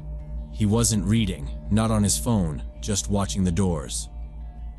On the third day, I walked past the emergency entrance, and he was sitting on a bench, looking straight at me. I tried to ignore him, but he didn't look away. I went up to the ER desk and asked the receptionist, "Do you know that guy?" She glanced up, then back down at her screen. "He's been here since morning. Said he's waiting for a friend. Hasn't talked to anyone." The way she said it made me nervous. I asked if he was a patient or staff. She shook her head. "Nope. He's not bothering anyone, though." Every time I went through a different entrance, he'd show up. One time by the ambulance bay, next day near the cafeteria. I started to change my routine, going through the staff entrance, using the north stairwell, skipping the coffee shop. But every time, the guy seemed to find me. I mentioned it to one of the security guards who does the night shift. He said, unless he's breaking a rule or harassing someone, he's allowed to sit in public spaces. I tried to act like it was no big deal, but I started walking faster in the hallways, looking over my shoulder. Sometimes he'd just be there, staring, no expression. He never came close, never said anything, just watched. I started timing my walks between Steven's room and the family lounge, waiting to see if I could lose him. Even if I ducked down the long corridor to the radiology wing, he'd still be somewhere nearby on my way back.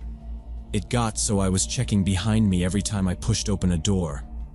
The big man in the plaid shirt was always there, just watching, silent, waiting. That night, after a long day watching Steven sleep and talking with doctors, I finally left the hospital around 11. The parking garage was almost empty. I kept glancing over my shoulder but didn't see anyone except the night attendant sitting behind the glass booth. When I pulled out, the streetlights were bright and the roads downtown were quiet. I headed home like usual, driving slow through the empty city streets. I noticed headlights behind me after a couple blocks. A Ford F-150, dark blue, a few years old. At first, I thought nothing of it. But it stayed right behind me at every turn. I tried to brush it off as someone else going home late, but after 5 blocks, I realized the truck was copying every move I made. At the next intersection, I changed my route. I took a right onto Lafayette instead of the usual straight shot down Pine. The truck followed. I slowed at a yellow light hoping the driver would go around, but they just stopped, keeping 3 car lengths between us. I sped up at the next green, tried weaving through a couple side streets, doubled back, but the Ford stayed behind me, never speeding or getting too close, always just in my mirror. I gripped the steering wheel and tried to stay calm. There weren't any open businesses. My phone battery was nearly dead. I considered heading back to the hospital or driving to the police station, but I was already halfway home. I decided to keep moving, keeping one eye on the mirror. I made it to a stretch of road near the old train yard, empty except for one broken street lamp flickering over the intersection. The light ahead turned red and I stopped. The F-150 rolled to a stop behind me, headlights shining into my back window. I stared ahead, waiting. Suddenly the engine behind me revved loud and the truck lurched forward. In the mirror, I saw it coming fast, too fast to react. It smashed into my rear bumper with a jolt that snapped my head back against the seat. My car spun sideways into the intersection, tires screeching, glass rattling. I managed to keep my hands on the wheel, but everything tilted and blurred for a moment. When the car stopped moving, I looked up to see the Ford's front end smashed, steam leaking from the hood. The truck tried to drive off, tires squealing, but it only made it halfway down the block before the engine died. I sat in my car, heart racing, looking at the shattered rear view and the bent trunk. In the distance, I heard sirens. Traffic cameras on the corners flashed. I called 911, gave the dispatcher the location, and told her what happened. A few minutes later, police cars surrounded both vehicles. An officer opened my door and asked if I was hurt.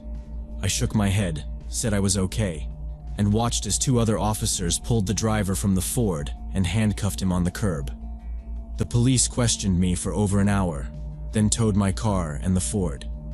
The officer in charge told me the traffic cameras got clear shots of the license plate and the entire collision. When I asked if they knew the driver, he said they'd find out soon. My phone was nearly dead, but I managed to text Steven's sister and tell her I was safe. 2 days later, a detective called me at the hospital. They'd identified the driver, Jerry Wilson from Kansas City, Dorothy's nephew. He had a minor record but nothing violent. When the police questioned him, Jerry admitted Dorothy had called him a week earlier and offered him $3,000 to come to St. Louis. She wanted him to teach me a lesson, not kill me, just scare me enough to keep me away from Steven. He said he followed me for days, watched me leave the hospital, waited for a chance. The plan was to hit my car, shake me up, make me stop coming around. When police searched Jerry's phone, they found dozens of texts from Dorothy, messages with my daily schedule, pictures of my car, instructions for what to do and where.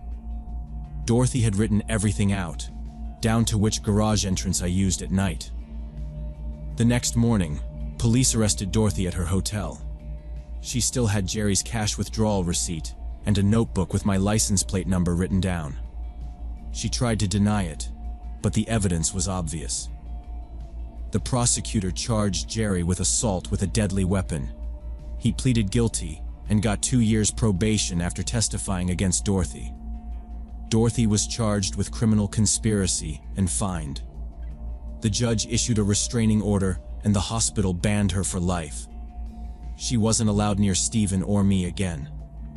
When Steven was moved to the rehab unit, I finally told him what happened.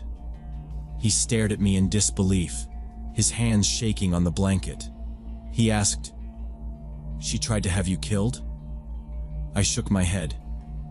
She wanted to scare me. She didn't care if I got hurt. He didn't say anything for a long time. After that, Steven sent a letter to the hospital lawyer, cutting Dorothy off from any legal access to his records or treatment. He changed his will, making sure his mother couldn't interfere if anything happened to him again. When Steven was finally able to walk out of the hospital a month later, we went straight to our lawyer and updated all his paperwork. He told me, "I'm sorry you had to go through this. I never thought she'd do something like that." I said, "It's over now." But I kept checking my mirrors on the way home, every time we left the hospital parking lot, watching for unfamiliar trucks. Dorothy sent one last letter from her lawyer, apologizing for any distress she caused, but we never responded. Steven and I stayed together. We moved to a new apartment across town. He recovered slow, but he recovered. Every now and then, he asks if I'm okay driving alone at night. I tell him I am, but I always keep my phone charged, and I never take the same route home 2 days in a row. Some days I wonder how far Dorothy would have gone if the plan had worked, if I'd ended up in the ICU or worse. I learned that hate and fear can push people to do things you wouldn't believe possible. Ordinary people, not strangers from a movie, but someone's mother, someone's nephew. The only thing that kept me safe in the end was that they made mistakes, and I paid attention. I don't trust parking garages anymore, and I don't forget that some people will do anything to protect their beliefs, no matter who they hurt along the way.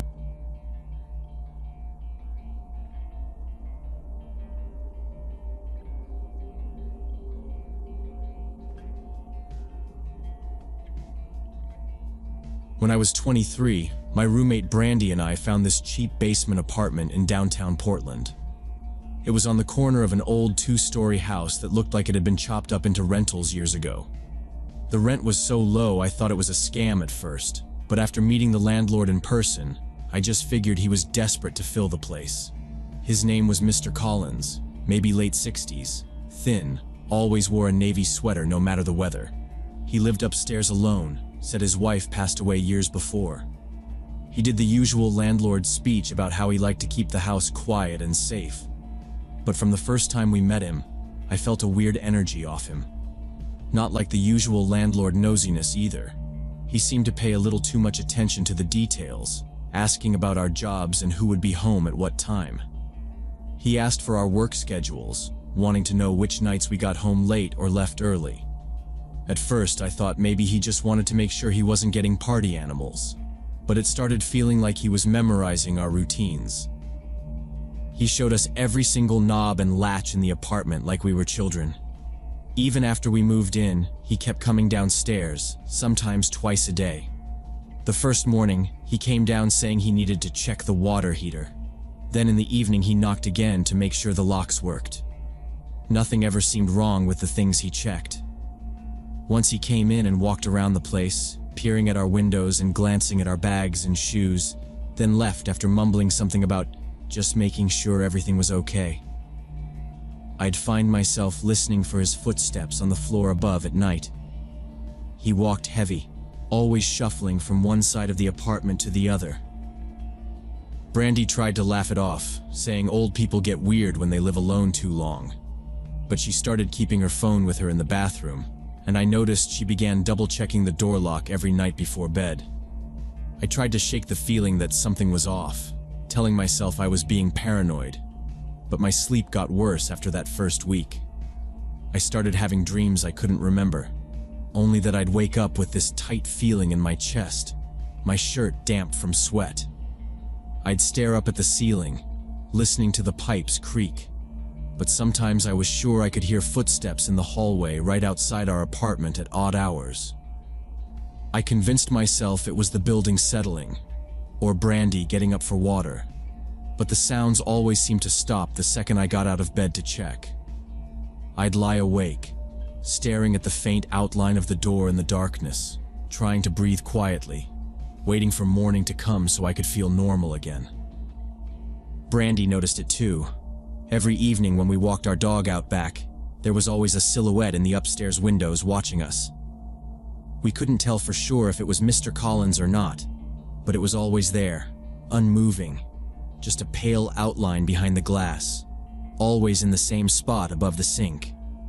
At first we waved, thinking maybe he was just being friendly, but he never moved or acknowledged us, just stood there.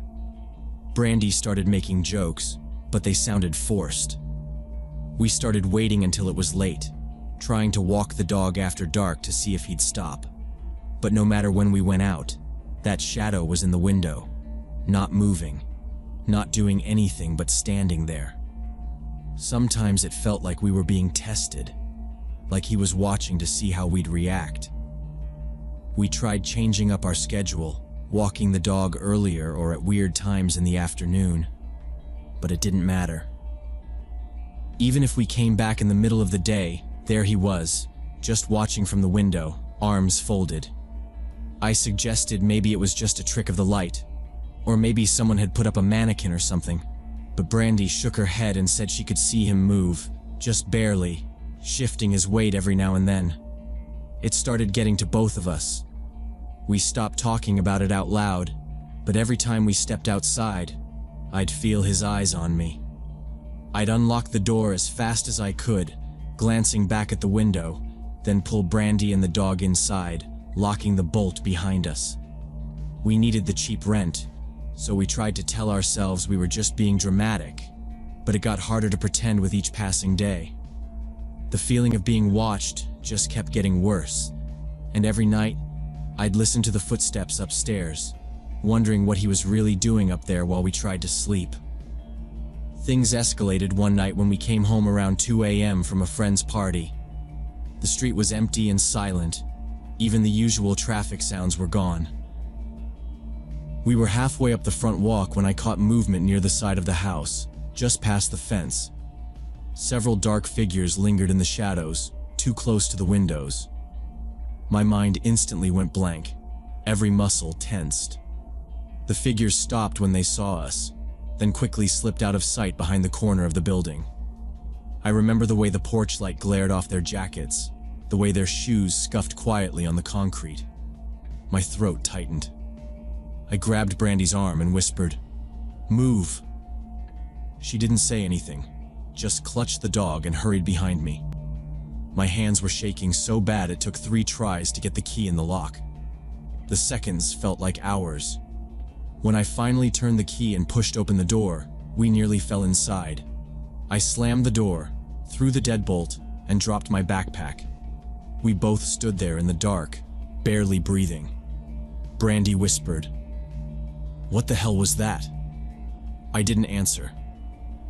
We crept over to the window, keeping the lights off. At first, there was nothing but our own reflections. Then, beams of light cut through the bushes, sliding over the yard, catching on the glass. Someone was still outside, sweeping flashlights back and forth. I heard low voices, just a few words I couldn't make out. Brandy started to cry quietly. I pulled her away from the window and tried to calm her, but my heart was pounding so loud I thought they might hear it from the street.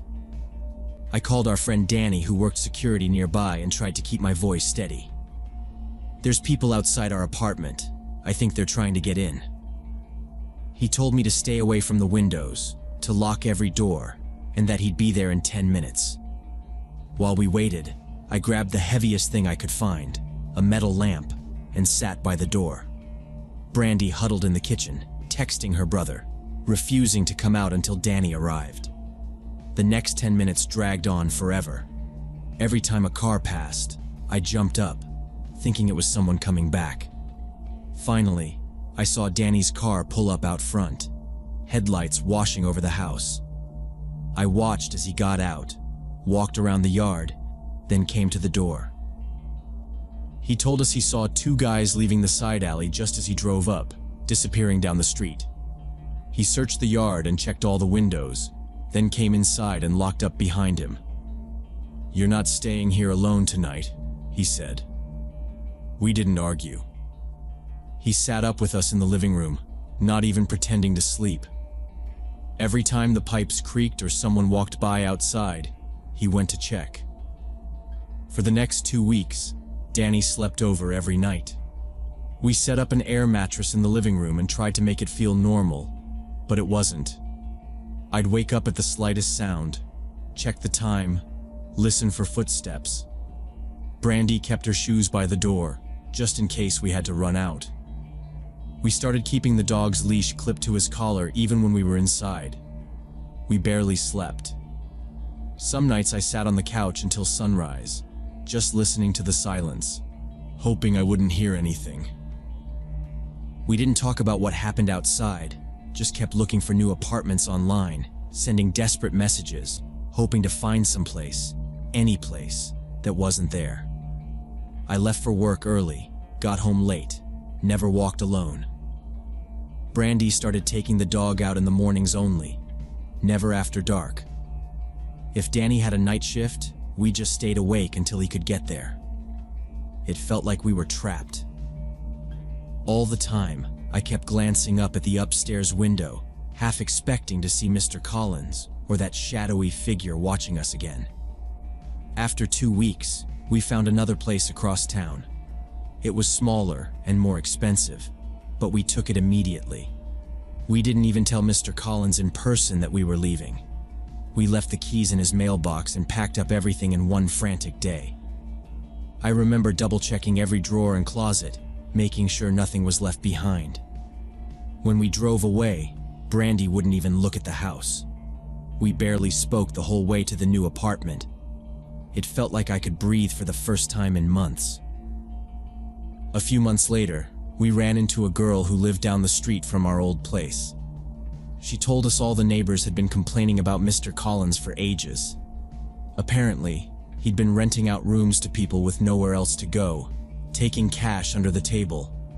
Police had been called to the house multiple times for suspicious activity, and there were rumors about drugs, fights, even break-ins. Some said the cops were building a case against him, but nobody knew for sure. The last I heard, the house was boarded up and empty. Thinking back, I realized how many warning signs we'd ignored. The questions, the inspections, the people coming and going at all hours, the feeling of being watched. I still feel stupid for staying as long as we did, for telling myself it was just in my head. I tell myself we were lucky, that nothing worse happened, but the truth is, it was only a matter of time. I still take a different route if I have to drive through that part of Portland.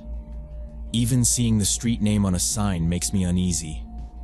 I don't think I'll ever feel comfortable in a basement apartment again, and sometimes, late at night, I still wake up listening for footsteps overhead, waiting for someone to come knocking at the door.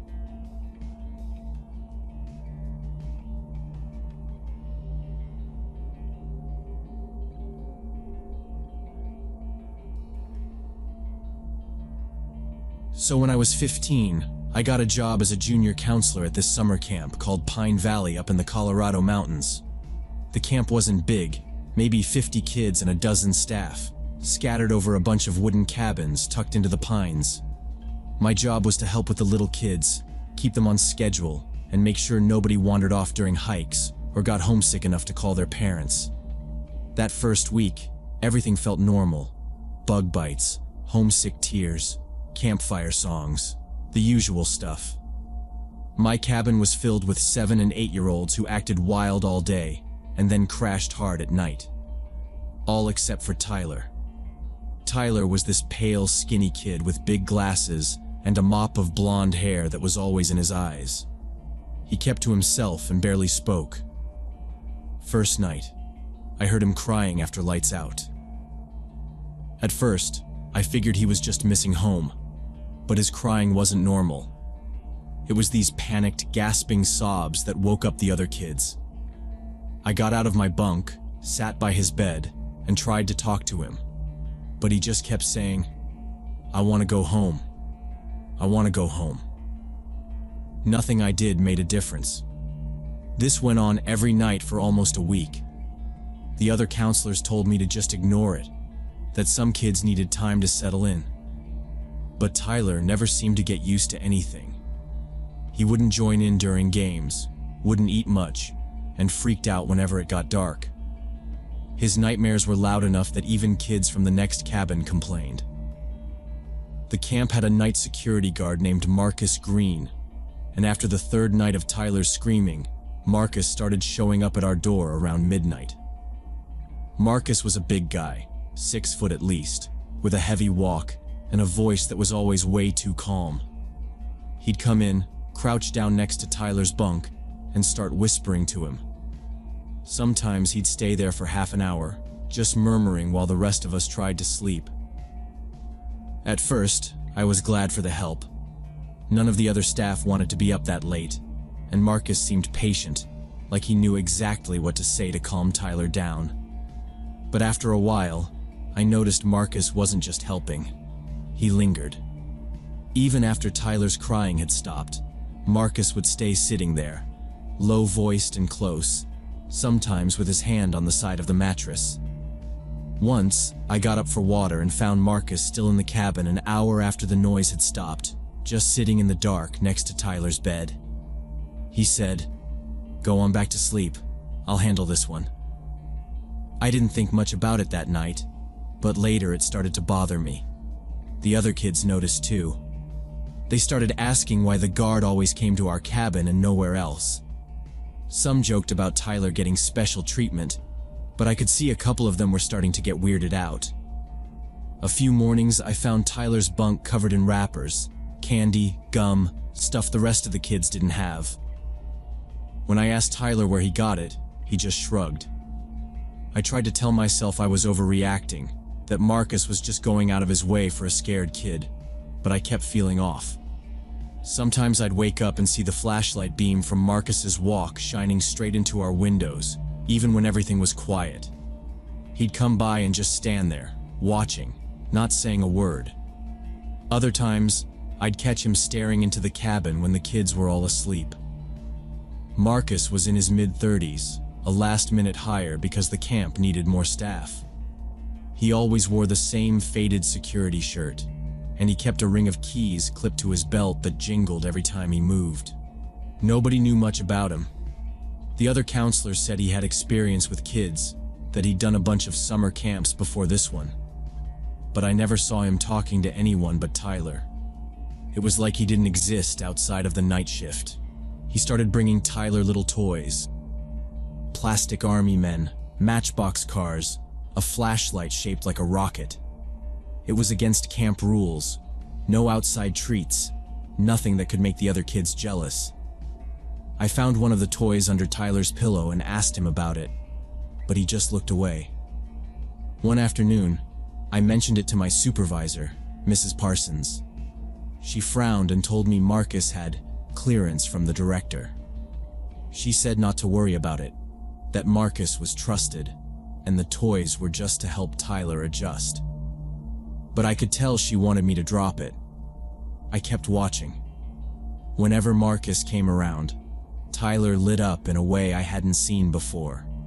Suddenly talkative, sitting up straight, looking out the window at dusk like he was waiting for someone. If any other counselor showed up, Tyler would clam up and hide under his sleeping bag. The more I paid attention, the more I noticed Marcus finding reasons to check our cabin specifically. Sometimes he'd show up right after dinner, saying he was just making rounds. Other times, he'd tap quietly on the door after I'd already turned out the lights, asking, "Everything good in here?" He never did that for the other cabins. After a while, it felt like Marcus was watching me too. When I was outside refilling the water jugs or taking out trash, I'd see him leaning against a tree, looking in my direction. If I moved closer, he'd act busy. But as soon as I turned away, I'd catch him in the corner of my eye, still there. Once, I tried to catch him in the act, pretending to go to bed early, then peeking out the window a half hour later. Sure enough, Marcus was just standing under the eaves, staring up at Tyler's bunk through the glass. That night, I lay in my sleeping bag, listening for Marcus's footsteps. I heard the gravel crunch outside, the soft squeak of the cabin door as it opened just a crack. The beam of his flashlight danced across the floor and stopped at Tyler's bed. I pretended to be asleep and listened to them whisper, the quiet voices mixing with the creak of the wooden floorboards, and I tried to work out what I was supposed to do next. One morning, Tyler didn't show up for breakfast or morning roll call. I noticed first because I'd always have to wake him up twice. But when I got to his bunk, the blankets were flat and cold, his shoes were gone, and all his stuff, his duffel bag, his jacket, the flashlight Marcus gave him, was missing from his cubby. At first, I thought maybe he'd gotten up early, but none of the other kids had seen him either. I walked the whole camp looking for him, checked every bathroom, the mess hall, even the old storage shed by the archery range. The director made an announcement over the PA, but there was no answer. After about half an hour, everyone realized Tyler was really gone. The director called all the counselors in, and we fanned out across the property. Some of the older staff started shouting his name into the woods. One of the cooks went down to the lake in case he'd wandered off by himself. By mid-morning, someone called the police. They showed up fast, 2 cruisers from the next town, and took statements from every counselor. I told them exactly when I'd last seen Tyler, at lights out, around 10 p.m.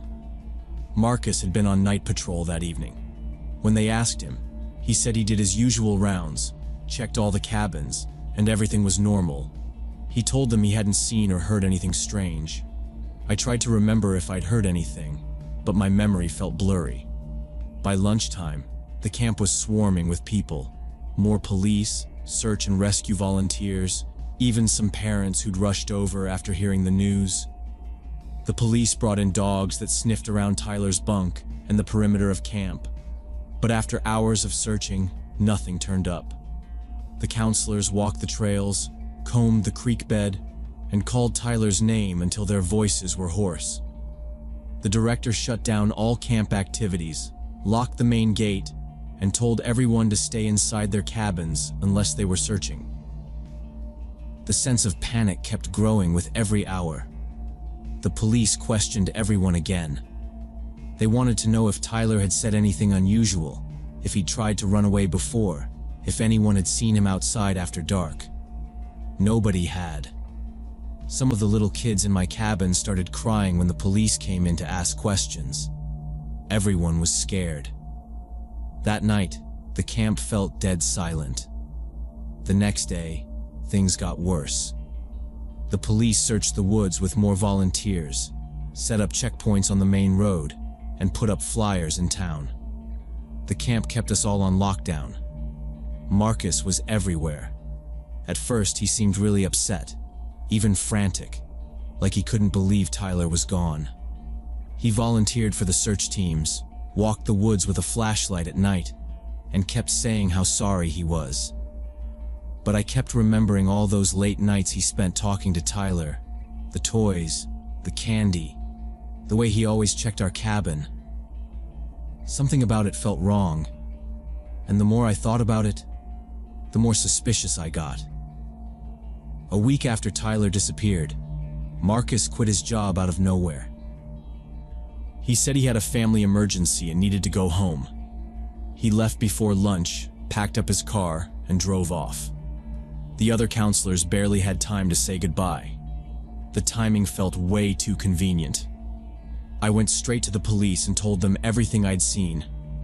Marcus's late-night visits, the way he always brought Tyler stuff, how he focused on our cabin.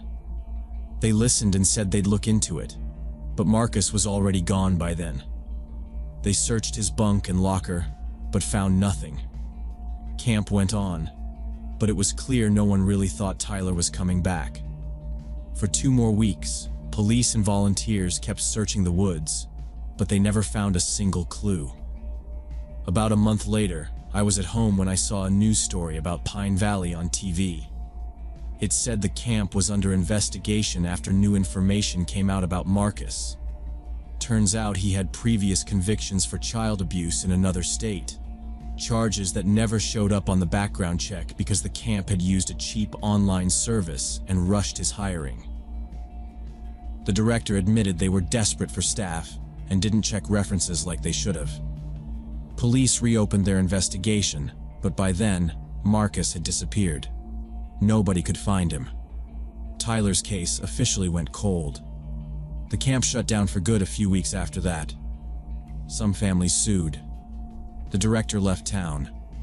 Cops kept searching for leads, but nothing ever came out. I never heard from most of the other counselors again. Some of the kids transferred to other camps, but a lot just stayed home for the rest of the summer.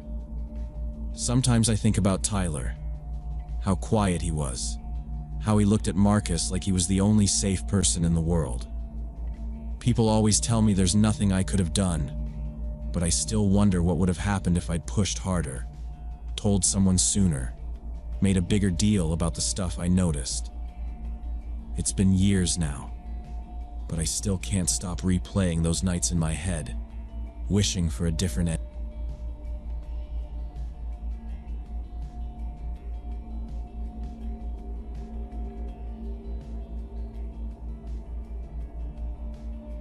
Last year I got this great painting contract for a Victorian house in the Sacramento suburbs. The realtor, who was based in San Diego, had just bought the place for a flip and wanted everything done fast, top to bottom. The house had been empty for about 6 months before we got there, and from the looks of it, not a single thing had been touched since the previous owners left. I figured a week would be enough if I brought my brother Dylan and his wife Christina along. We did a lot of jobs together, and it made things go smoother, especially when you were trying to finish a whole house before the next rain. The first 2 days went as planned. We moved all our gear inside, laid down plastic, and started scraping and taping. The house smelled stale and cold, the way old buildings do when they've been sealed up too long, and every room had a different pattern of faded wallpaper under the yellow paint. There was dust in every corner, and the floorboards creaked so much it was impossible to sneak up on anyone. I didn't think too much about it at first. These places always have their quirks. But that second night, when I was trying to finish the primer in the main hallway, I started noticing some odd sounds from upstairs. It was already after 9 and the sun had set, so the house was darker than usual. My work light cast these long shadows on the cracked ceiling and made everything look warped. While I was rolling out the last bit of primer, I heard what sounded like footsteps coming from the second floor. Not loud, but steady, like someone pacing. Sometimes the old pipes would knock or the windows would rattle, so I kept going, figuring it was just the house settling. But the noises kept up, sometimes a thump or a dragging sound, and then a door somewhere banging softly like it didn't quite catch the latch. At one point, I put down my roller and stood at the bottom of the stairs, just listening. There was no wind outside, and I could hear something that almost sounded like someone moving furniture over my head. I called up, "Dylan?" But he'd already gone home an hour before with Christina. I was the only one there. I walked to the back door and checked it, but it was still locked. I told myself I was just tired and went back to work, keeping my ear tuned for anything out of place.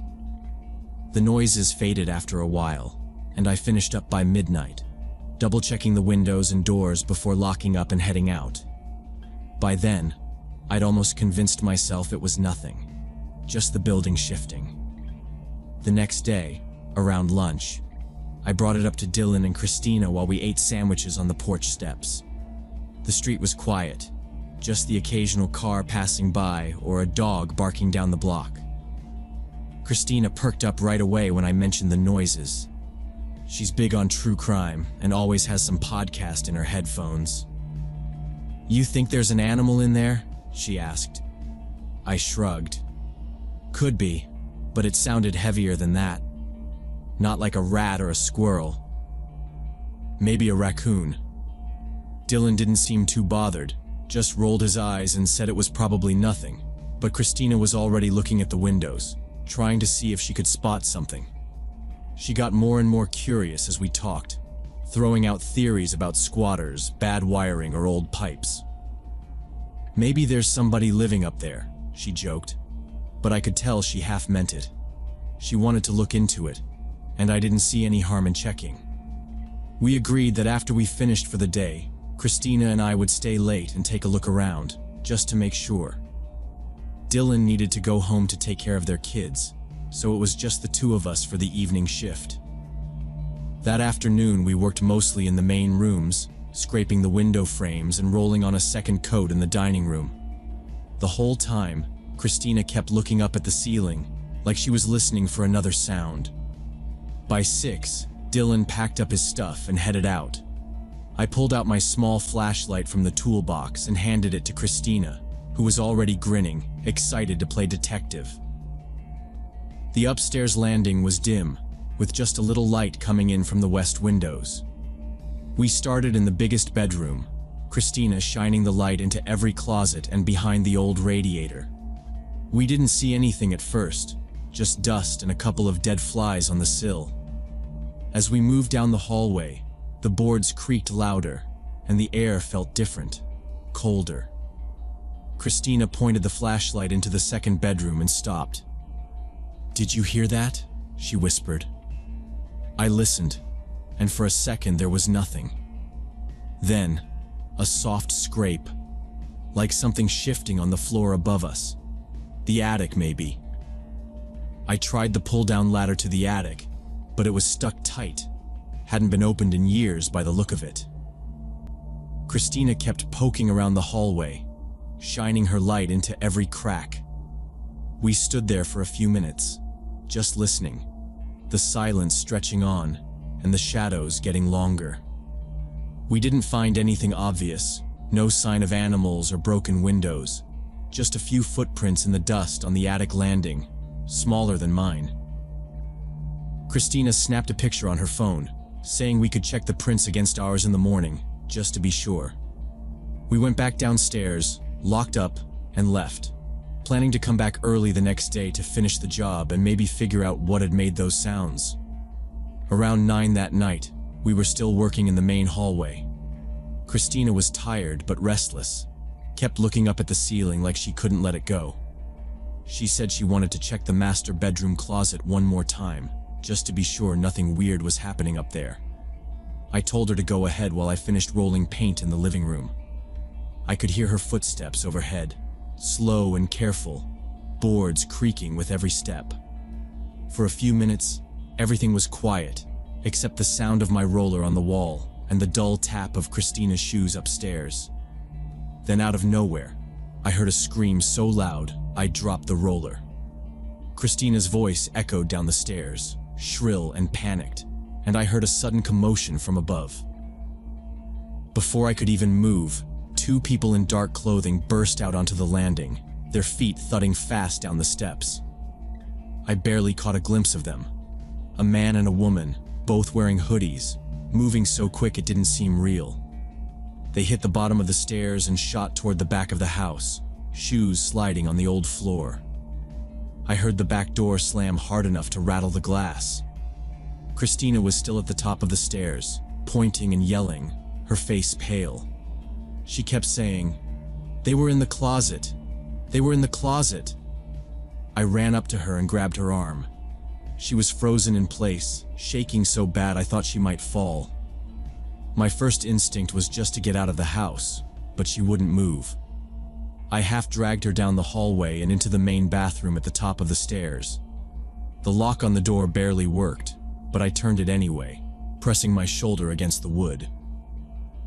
Christina was breathing fast and staring at the door like she expected someone to bust through any second. I fumbled my phone out of my pocket and called 911 with hands that wouldn't stop shaking. My voice sounded thin and strange, but I gave them the address and said there were intruders, that they'd just run out of a closet, and we didn't know if anyone else was inside. The operator kept asking questions I could barely answer.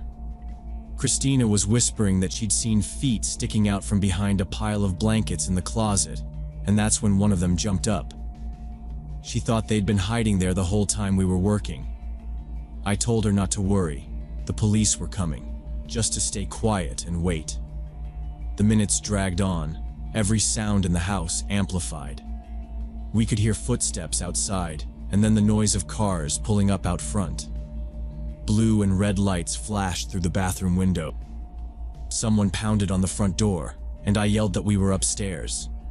It took a few more minutes before the police found us and told us to come out. I helped Christina down the stairs, her legs barely working. There were 3 officers in the hallway, flashlights sweeping every corner. One of them led us outside while the others started searching the house room by room. We waited by the curb, watching the officers move through the house. They spent almost an hour going through every floor, checking closets, attic, crawl spaces, anywhere someone could hide. Finally, one of them came out and told us they'd found 3 people hiding in the basement. 2 men and a woman, all looking rough and dirty, clothes layered up against the cold. The police said they'd been living down there for months. There were 2 old mattresses pushed up against the furnace, piles of junk, some bags with food wrappers, a couple of empty bottles. One of the men had a shopping cart stashed in a corner with tools, flashlights, and a few things I recognized from the living room. An old radio, some kitchen knives, a flashlight I thought I'd lost. The cops told us the 3 weren't armed but had been going through open garages and sheds around the neighborhood, stealing whatever they could carry. They'd been getting food from dumpsters behind the restaurants on the next block, sometimes sneaking into yards at night. The police said we were lucky. Sometimes people in those situations get desperate, especially if they think you're calling the cops. All 3 were arrested for trespassing and burglary. They didn't say much while they were let out, just stared at the ground, not meeting our eyes. After the police finished, they told us we could go back in and get our stuff. Christina said she didn't want to set foot in the house again, but I needed to pack up the paint supplies. Everything felt different. Every shadow in the corners looked like it might move, and every noise made my heart race. The realtor came by the next morning, his face gray when he heard what happened. He kept apologizing, saying he had no idea anyone was in there, that he'd only checked the house once before hiring us. He said he'd pay for a full cleaning and changed all the locks before putting the place back on the market. He installed a security system and said he'd never leave a house empty that long again. We finished the job a couple days later. Dylan came back to help, and Christina refused to go inside, stayed in the truck with the windows up while we worked. I kept my phone in my pocket the whole time, checking over my shoulder every few minutes. We didn't find anything else, just a few more wrappers in the basement, some old clothes. The house felt cold and empty even with all the lights on. When we finally packed up for good, I double-checked every room, every closet, every window before locking the door. The whole thing stuck with me. The idea that we were working in that house for days while people hid just a few feet away, listening to us talk and move around. I always do a full walkthrough now before I start a new job, making sure every room is empty. I never want to find myself in that situation again. Even now, months later, every time I hear a strange noise in an empty building, I can't help but think about those footsteps, those voices behind the door, and how close we all came to something worse.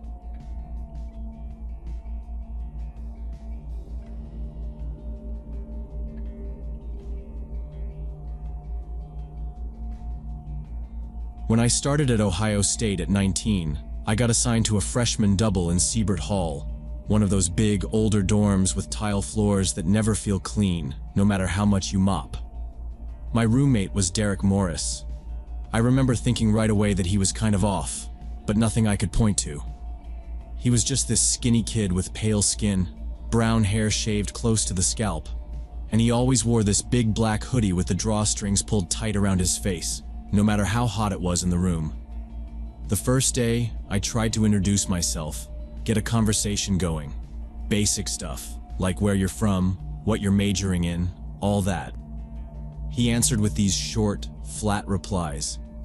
Never smiled, just kind of nodded and stared at the floor. I shrugged it off. Figured he was just shy or maybe overwhelmed by the whole college thing. That first week, the whole floor was buzzing. Everyone was propping doors open, blasting music, hanging up flags, people just drifting in and out of rooms with red Solo cups and bags of chips. I got invited to a party the second night and ended up out with a group until 3 a.m. When I came back, Derek was sitting at his desk, hunched over his laptop. The only light in the room was the glow from the screen. He didn't say anything when I came in. I just kicked off my shoes and crashed. As the weeks went by, it was obvious Derek wasn't like the other freshmen. He'd disappear for long stretches and come back with his backpack stuffed with books. Never textbooks for our classes. Always these thick, dense-looking medical books and old psychology manuals. Sometimes he'd be up at 2 or 3 in the morning just scrolling on his laptop, not even typing, just reading for hours. If I glanced over, I'd catch words like trauma, psychosis, and treatment-resistant on the screen. I only saw him eat Pop-Tarts and black coffee from the dining hall, and he'd always sit with his hood up, even inside. A couple of times, I saw him cut his own hair in the mirror with cheap scissors, leaving little clumps of brown fuzz in the sink. I asked if he wanted to go to the rec center, just to play some basketball, but he looked at me like I'd asked him to jump out the window. The only people who ever called our dorm phone were his parents. The first time, he answered on the first ring and went out in the hallway. The second time, he picked up and immediately started pacing. He kept his voice down, but I could tell he was tense, repeating, "Yeah, I'm fine," over and over. After he hung up, he came in and slammed the door, shoved his phone in a drawer, and put his headphones on.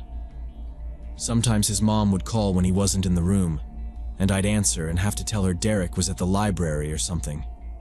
She always sounded tired, kind of desperate to know how he was really doing. Once, she even asked, "Is he making any friends?"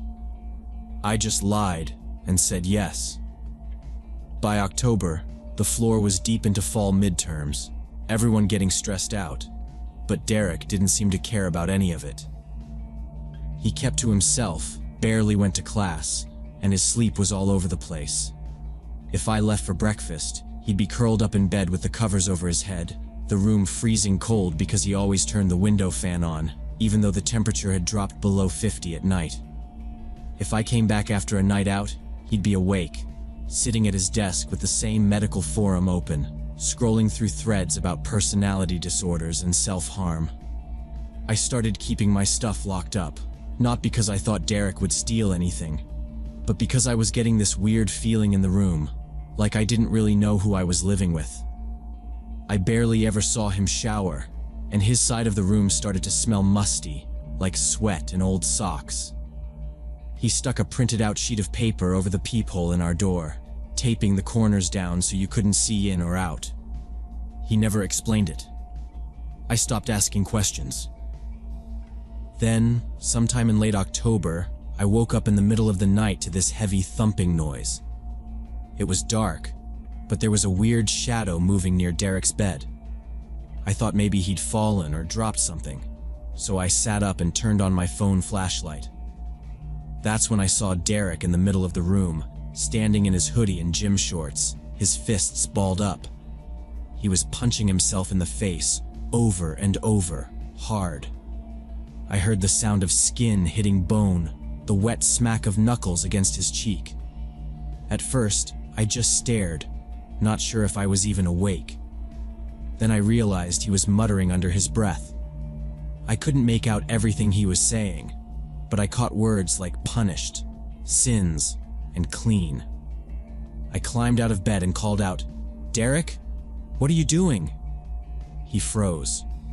For a few seconds, he just stared at me with this blank, almost empty look, like he didn't know who I was or where he was. I kept my phone pointed at him, not sure what to do. After a moment, he let his arms drop to his sides and just walked back to his bed, laid down, and pulled the covers over his head. He didn't say a word. I didn't sleep the rest of the night. I just lay there listening to him breathe, sometimes fast and ragged, sometimes slow. As soon as the student counseling center opened the next morning, I went over and asked to talk to someone. I told the lady at the desk what I'd seen. Everything. Even the punching and muttering. She wrote it all down and told me they'd check on Derek. But unless he was an immediate danger to himself or someone else, or unless he agreed to get help, there wasn't much they could do. I remember sitting there in that waiting room, watching other kids come in for appointments, and feeling totally helpless. When I got back to the dorm, Derek was gone, his bed made and his laptop missing from the desk. I just sat on my bed and waited for him to come back. After that night, I tried a few times to talk to Derek about getting some help. I tried to be casual, just asking if he wanted to go to the counseling center together, or talk to someone, or maybe call his parents and tell them he was having a rough time. But right away, he got defensive. He narrowed his eyes and asked, "Did they put you up to this? Is this because of the thing the other night?" He started acting like I was spying on him, or that maybe I'd made some kind of deal with the administration to get him kicked out of school. He kept repeating, "You're not going to get me in trouble. I know what you're doing. I see you talking to the RA." I tried to explain that I was just worried, but he wouldn't listen. After that, things got way more tense in the room. Derek stopped sleeping at night, or if he did, it was for an hour here and there in the afternoon with the blinds pulled tight. He'd pace around, muttering to himself, sometimes writing things down in a little black notebook that he kept in his pillowcase. The smell in the room got even worse. He stopped showering completely, and his sheets looked like they hadn't been changed in weeks. There were dirty clothes piled up in the corner, food wrappers everywhere, half-eaten Pop-Tarts and empty coffee cups under his bed. Most days, he didn't even leave the room, and when the RA knocked, he would just lock the door and ignore him. Once, I heard him yelling through the door, telling the RA to leave him alone, and that nobody's taking me anywhere. I stopped sleeping in the room. I crashed on friends' futons, or took my pillow to the lounge on the next floor. I only came back during the day to grab clothes or my laptop for class. Every time I came in, Derek was there, either sitting at his desk or staring at the wall. Sometimes he'd look up at me and just glare until I left again. The tension was so thick you could barely stand to be in there for 5 minutes. Everyone on our floor noticed. People stopped knocking to invite us out. I started to dread even opening the door. By November, things fell apart fast. It was already cold, and campus felt empty at night because everyone was either studying or heading home for Thanksgiving break. One night, I came back late, hadn't planned to sleep in the room but needed my charger. I opened the door and saw Derek sitting on his bed in the dark. His hoodie was off for once, but his t-shirt was streaked with blood. He was holding a box cutter in his right hand, dragging the blade across his left forearm in these slow, uneven lines. His sheets were soaked through and his eyes looked totally glassy, unfocused, like he wasn't even seeing the room. He kept mumbling, "Let the demons out, let the demons out. The voices won't stop. I have to make them stop." I felt my stomach drop. I tried to stay calm and just said, "Derek, put the blade down, okay? I'm going to call someone to help." He didn't respond, just kept cutting, even deeper now, breathing heavy. I grabbed my phone and dialed campus emergency. I tried to keep him talking, but he wouldn't stop. I told the dispatcher everything and they said to keep him in sight until help arrived. I stayed a few feet away, telling him it was going to be okay, but he just kept saying, "They're in my head. They won't stop. I can't make them stop." Blood was dripping onto the floor by the time campus police and paramedics got there. They had to pin him down because he kept fighting to keep the blade. I'll never forget the sound of his screaming as they carried him out on the stretcher. After that, I didn't see Derek again. I got a call a few weeks later from his mom, letting me know he'd been in the hospital and thanking me for calling for help. The doctors said it was bipolar disorder with acute psychosis. They'd started him on medication, and after he was stable, he moved back home and switched to online classes. I found out he'd actually been showing signs for months, even before we moved in together. But he kept refusing help because he was sure everyone was against him. I stayed in the dorm for the rest of the semester, but it wasn't the same. Every time I walked into that room, I remembered the blood and the look on his face. Sometimes I'd wake up thinking I heard him pacing around in the dark, mumbling to himself. A few people told me it wasn't my responsibility, that I did what I could. But watching someone spiral like that and not being able to stop it, it gets to you. I'm just glad I was there that night, because I honestly don't think Derek would have survived much longer on his own. Seeing what untreated mental illness can do up close changes the way you see everything.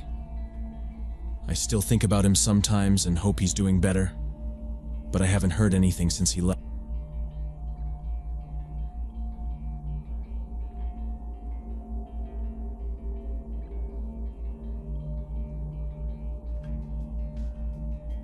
When my daughter Chloe turned 13, I wanted to do something special for her graduation from 7th grade. She had been looking forward to the end of the school year for months, talking about her plans for summer and how grown up she felt to finally be moving on from middle school.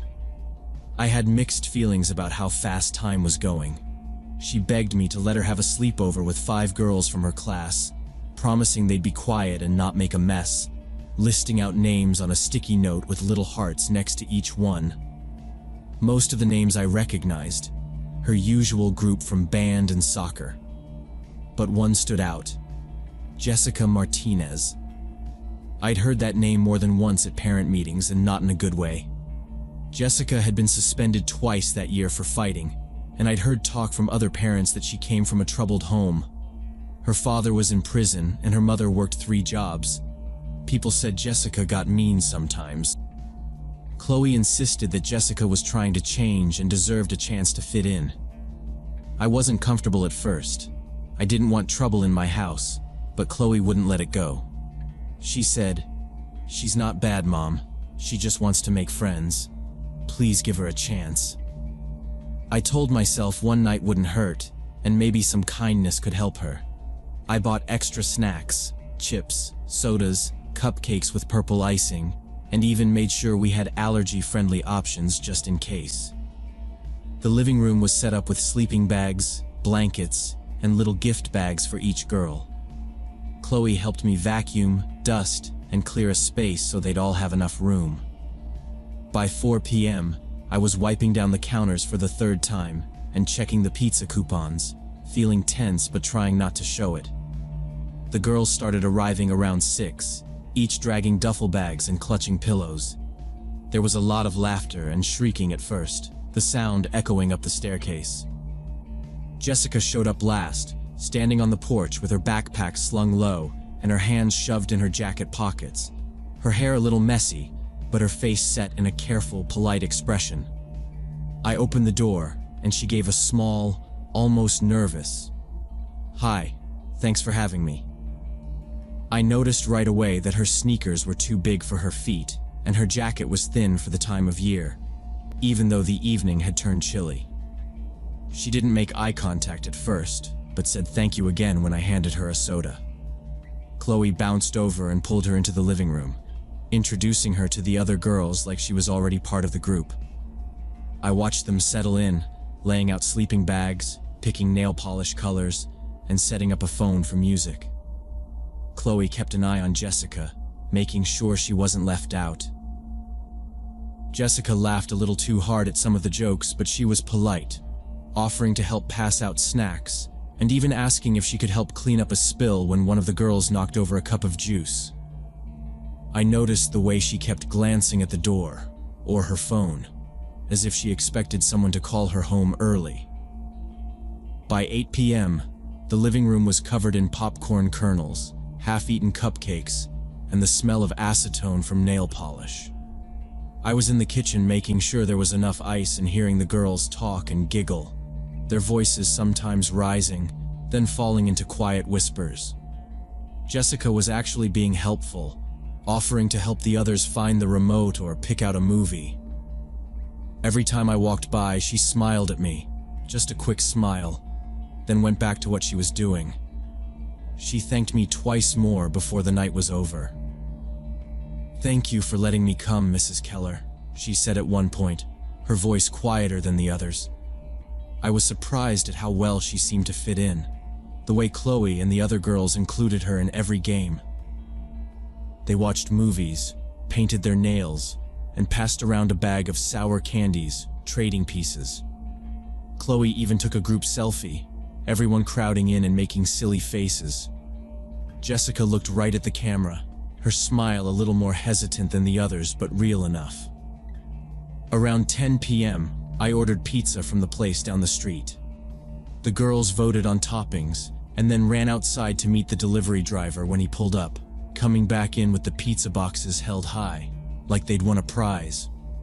They set the food up on the coffee table and dug in. I let them stay up later than usual since it was summer break, telling them to keep the noise down and to clean up before they fell asleep. For the next hour, they were mostly quiet, talking and eating, watching a movie with the volume low.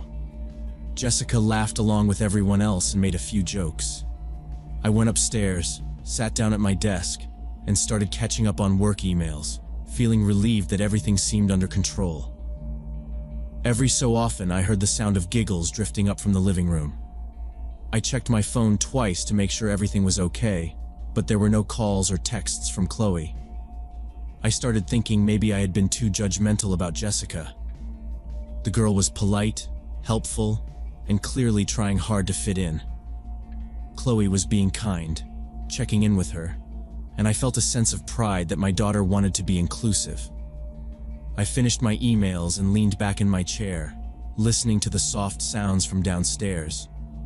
It sounded like any normal sleepover, and for the first time that night, I let myself relax. Just after midnight, I was halfway asleep at my desk when I heard voices drifting up from the kitchen, low, hurried, then sharp. At first I thought it was just teenage drama, maybe someone upset about a text or a prank gone too far. But something about the tone made me uneasy. I stayed quiet and went to the hallway, listening, trying to make out the words. One voice sounded pleading, like someone was scared, and the other more forceful, clipped, not the usual sleepover chatter. I crept down the stairs, careful not to let them hear the steps creak.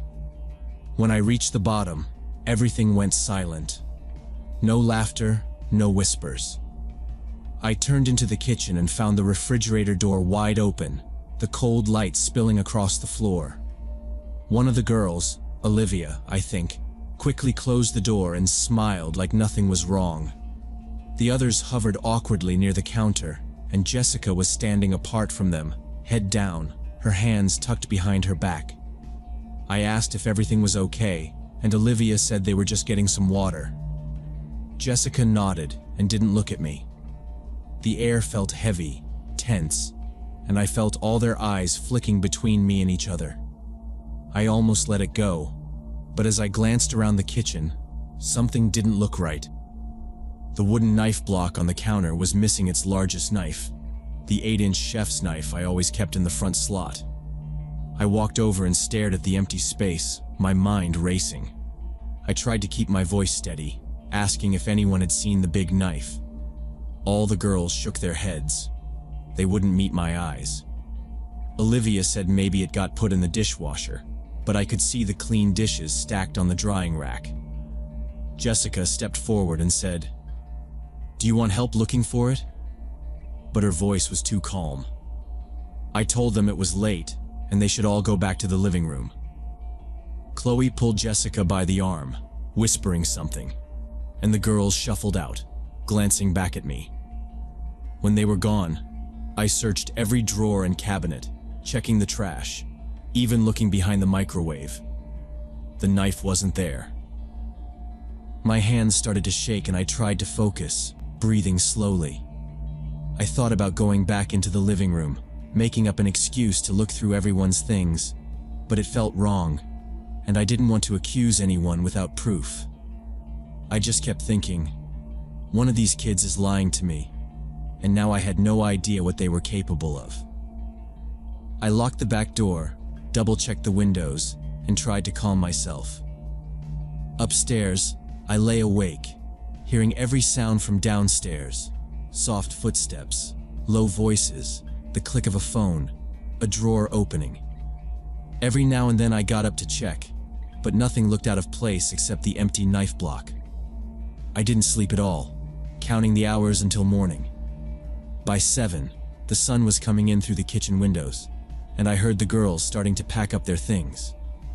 I went downstairs, keeping my eyes on them. There were tired jokes and yawns, but I could feel everyone was nervous. Chloe acted normal, thanking everyone for coming and handing out the little gift bags. The girls' parents started arriving one by one, and soon only Jessica and Chloe were left in the living room, rolling up their sleeping bags. Jessica moved to her backpack and bent over it, her hair falling in front of her face. She looked tired, her voice flat when she said goodbye to Chloe. As she picked up her bag, something metallic caught the light. A flash of silver wrapped in a blue towel, sticking out between the books and pajamas. My heart pounded as I realized what I was seeing. I waited until Jessica set her bag on the couch and stepped away to put on her shoes. I reached over, pulled the towel aside, and saw the handle of my missing knife. I froze, feeling like the world narrowed down to that one moment, that one object. I didn't know what to say, so I just closed the bag again and stepped back before anyone noticed.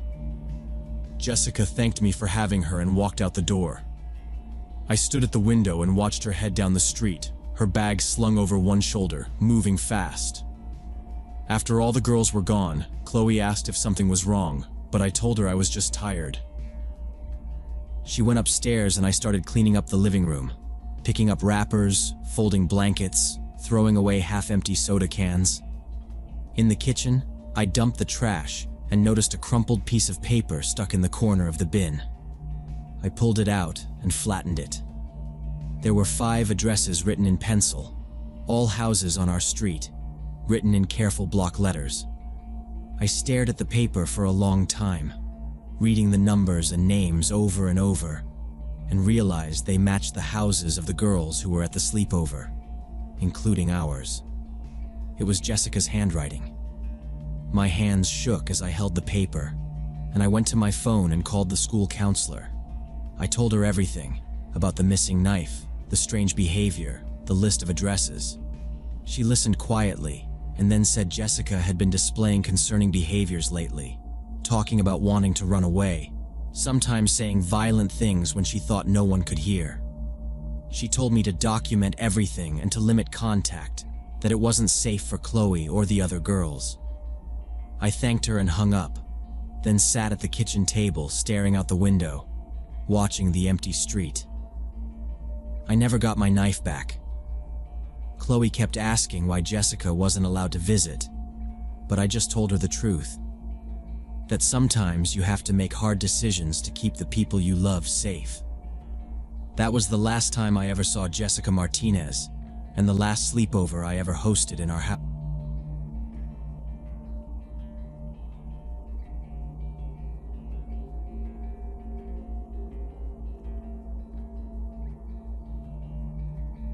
Last summer, I was working as a water sports instructor at a youth camp on Lake Tahoe. It was my second season there, and I loved the job, teaching kids to kayak and paddleboard while enjoying the beautiful scenery. Most days were spent getting groups of loud teenagers to pay attention long enough for me to show them how to wear a life vest or hold a paddle, then herding them back and forth from the shore to the docks.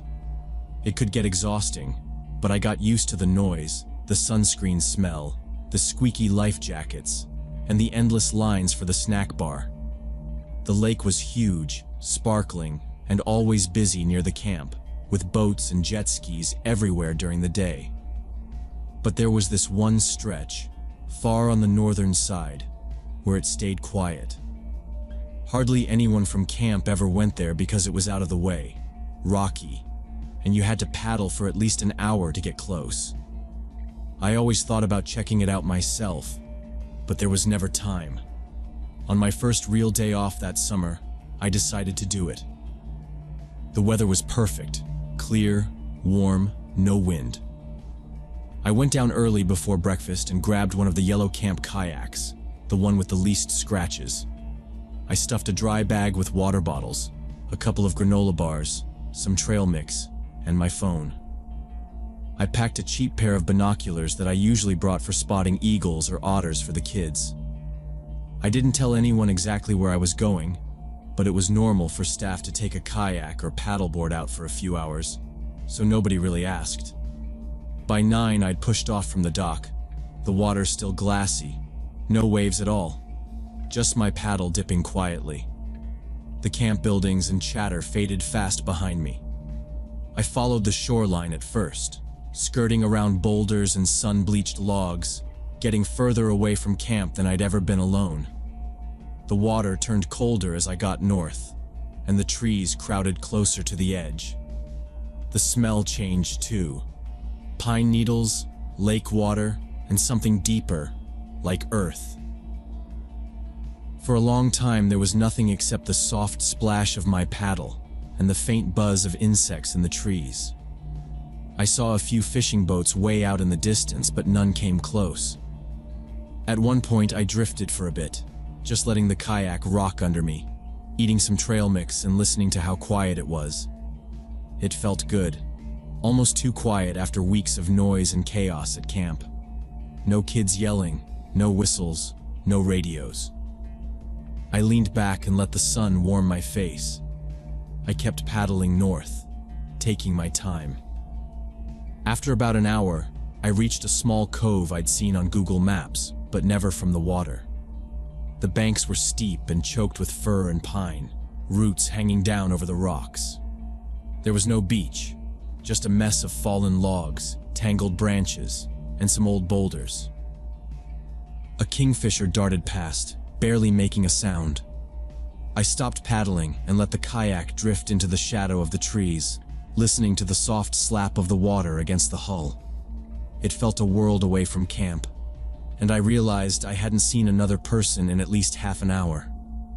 I put the paddle down across my knees and pulled out the binoculars, thinking I might see an eagle's nest or maybe a deer drinking at the edge. I scanned the forest edge, pausing on little details. The red bark of a tree, a fallen log streaked with white, a bright blue piece of plastic stuck in the branches. I didn't see any animals, but for a moment I thought I spotted movement deeper in the trees. I looked again, but nothing. It could have been a branch moving in the breeze or a bird landing out of sight. Still, it made me pay more attention. That's when I heard it. The sound of chopping, somewhere back in the woods. Steady, spaced out, sharp. It was far enough away that it didn't seem threatening, but close enough to be clear over the water. At first, I figured it was a ranger clearing a path or a camper gathering firewood. The park was huge, and some trails wound close to the shore.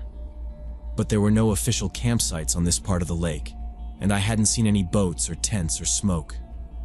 I kept listening, waiting for voices or maybe the whine of a chainsaw, but there was just the regular chop, pause, chop, pause, like someone swinging an axe by hand. I checked the time, just after 10. and told myself it was nothing, just someone getting an early start. But it kept going. Always the same pace. Never any talking or the crash of a tree falling. Just the chopping and then nothing. I let the kayak drift even closer to the shore, barely moving, the hull scraping softly against some rocks.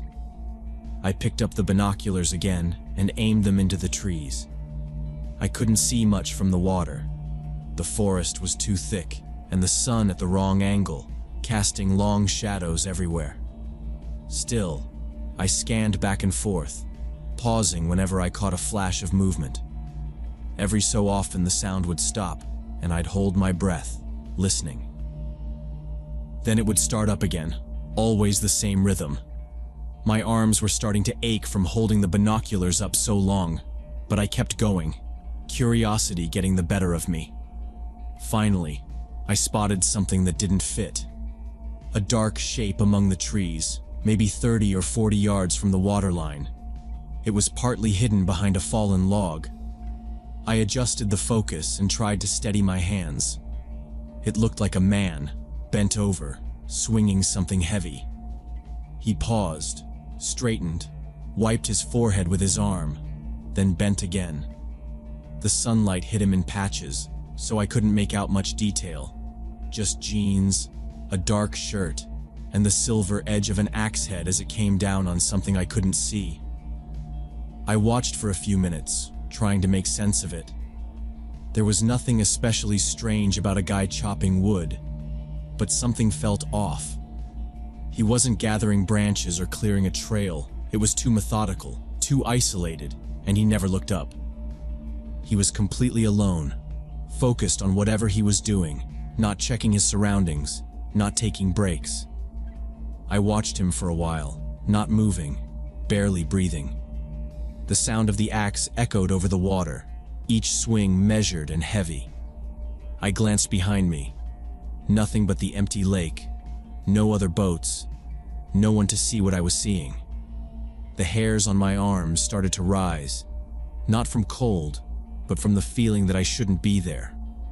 Still, I kept watching, waiting for him to notice me or stop or do something different. He didn't.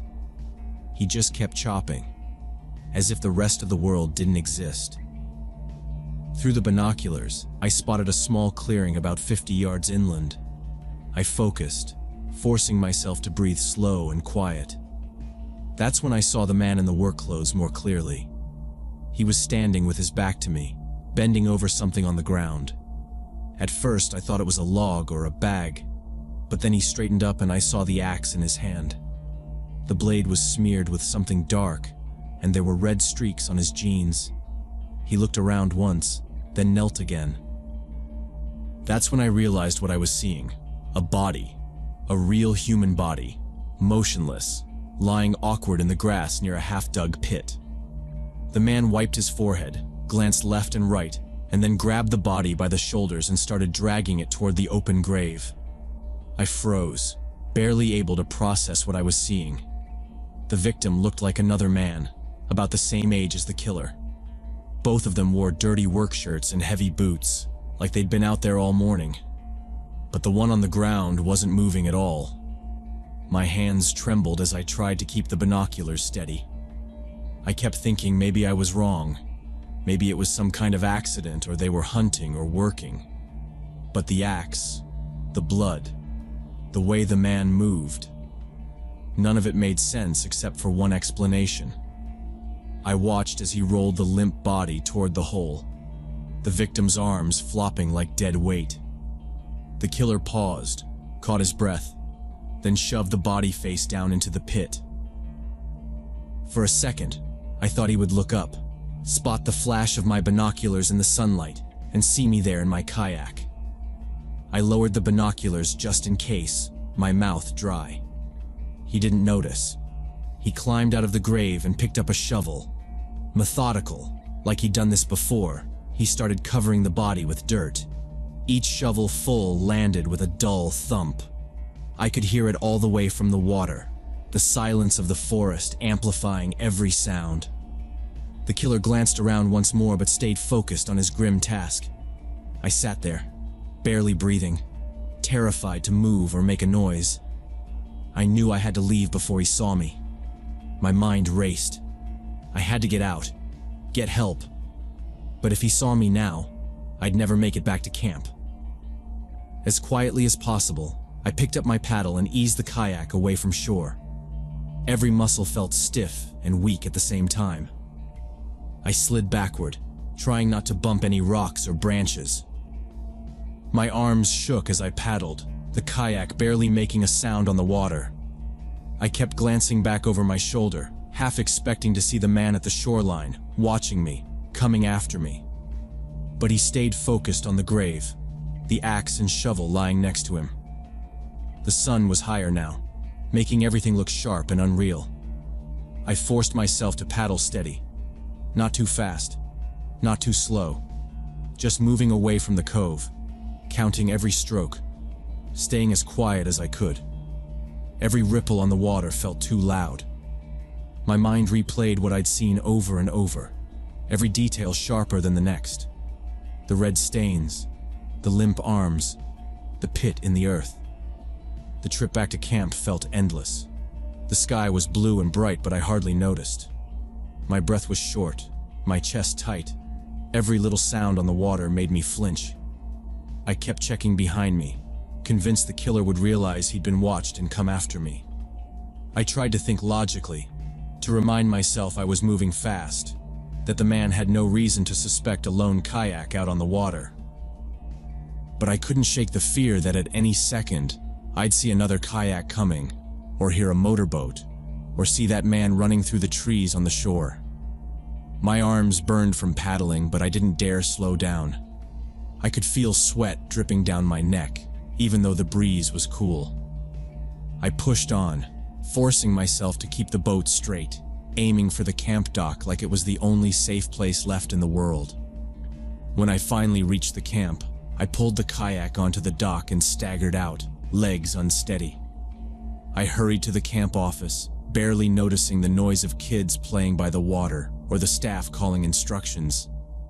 I burst through the door, gasping for breath, and told the director I needed to use the phone, that it was an emergency. My voice came out strange and thin, but they didn't question me. I dialed 911 and tried to keep my voice steady as I explained what I'd seen, where I'd been, what I saw, every detail I could remember. The dispatcher asked for the exact location, and I described the cove, the trees, the shape of the shoreline, the clearing, everything. I described the man, his clothes, the axe, the shovel, the way he buried the body. Within 2 hours, the lake was crawling with sheriff's deputies and search teams. They brought dogs and crime scene tape, marked off the trails, interviewed everyone at camp. I showed them on the map exactly where the clearing was. The deputies found the grave just as I described. Fresh earth, shovel marks, blood on the grass. They uncovered the body. Roger Patterson, a 45-year-old construction worker who had gone missing 2 days earlier. They also found evidence tying the killer, Dale Crawford, to the scene. His fingerprints on the axe and shovel, tire tracks nearby matching his truck. Crawford was arrested the next morning at his home. The investigation revealed he and Patterson had been business partners. Money was missing from a failed project, and there were angry text messages between them leading up to the murder. I had to testify in court, describing exactly what I'd seen. It was the hardest thing I've ever done, but the evidence in my account helped convict Crawford of first-degree murder. He was sentenced to life in prison. I kept working at the camp that summer, but I never went back to that side of the lake again. I still paddle sometimes, but only where there are people, only where it's safe. Even now, I think about that morning. How a normal day on the water turned into the worst thing I've ever witnessed, and how being in the wrong place at the wrong time can make you the only person who can do the right thing. Sometimes solitude isn't peaceful. Sometimes it means you have to carry what you've seen for the rest of your life.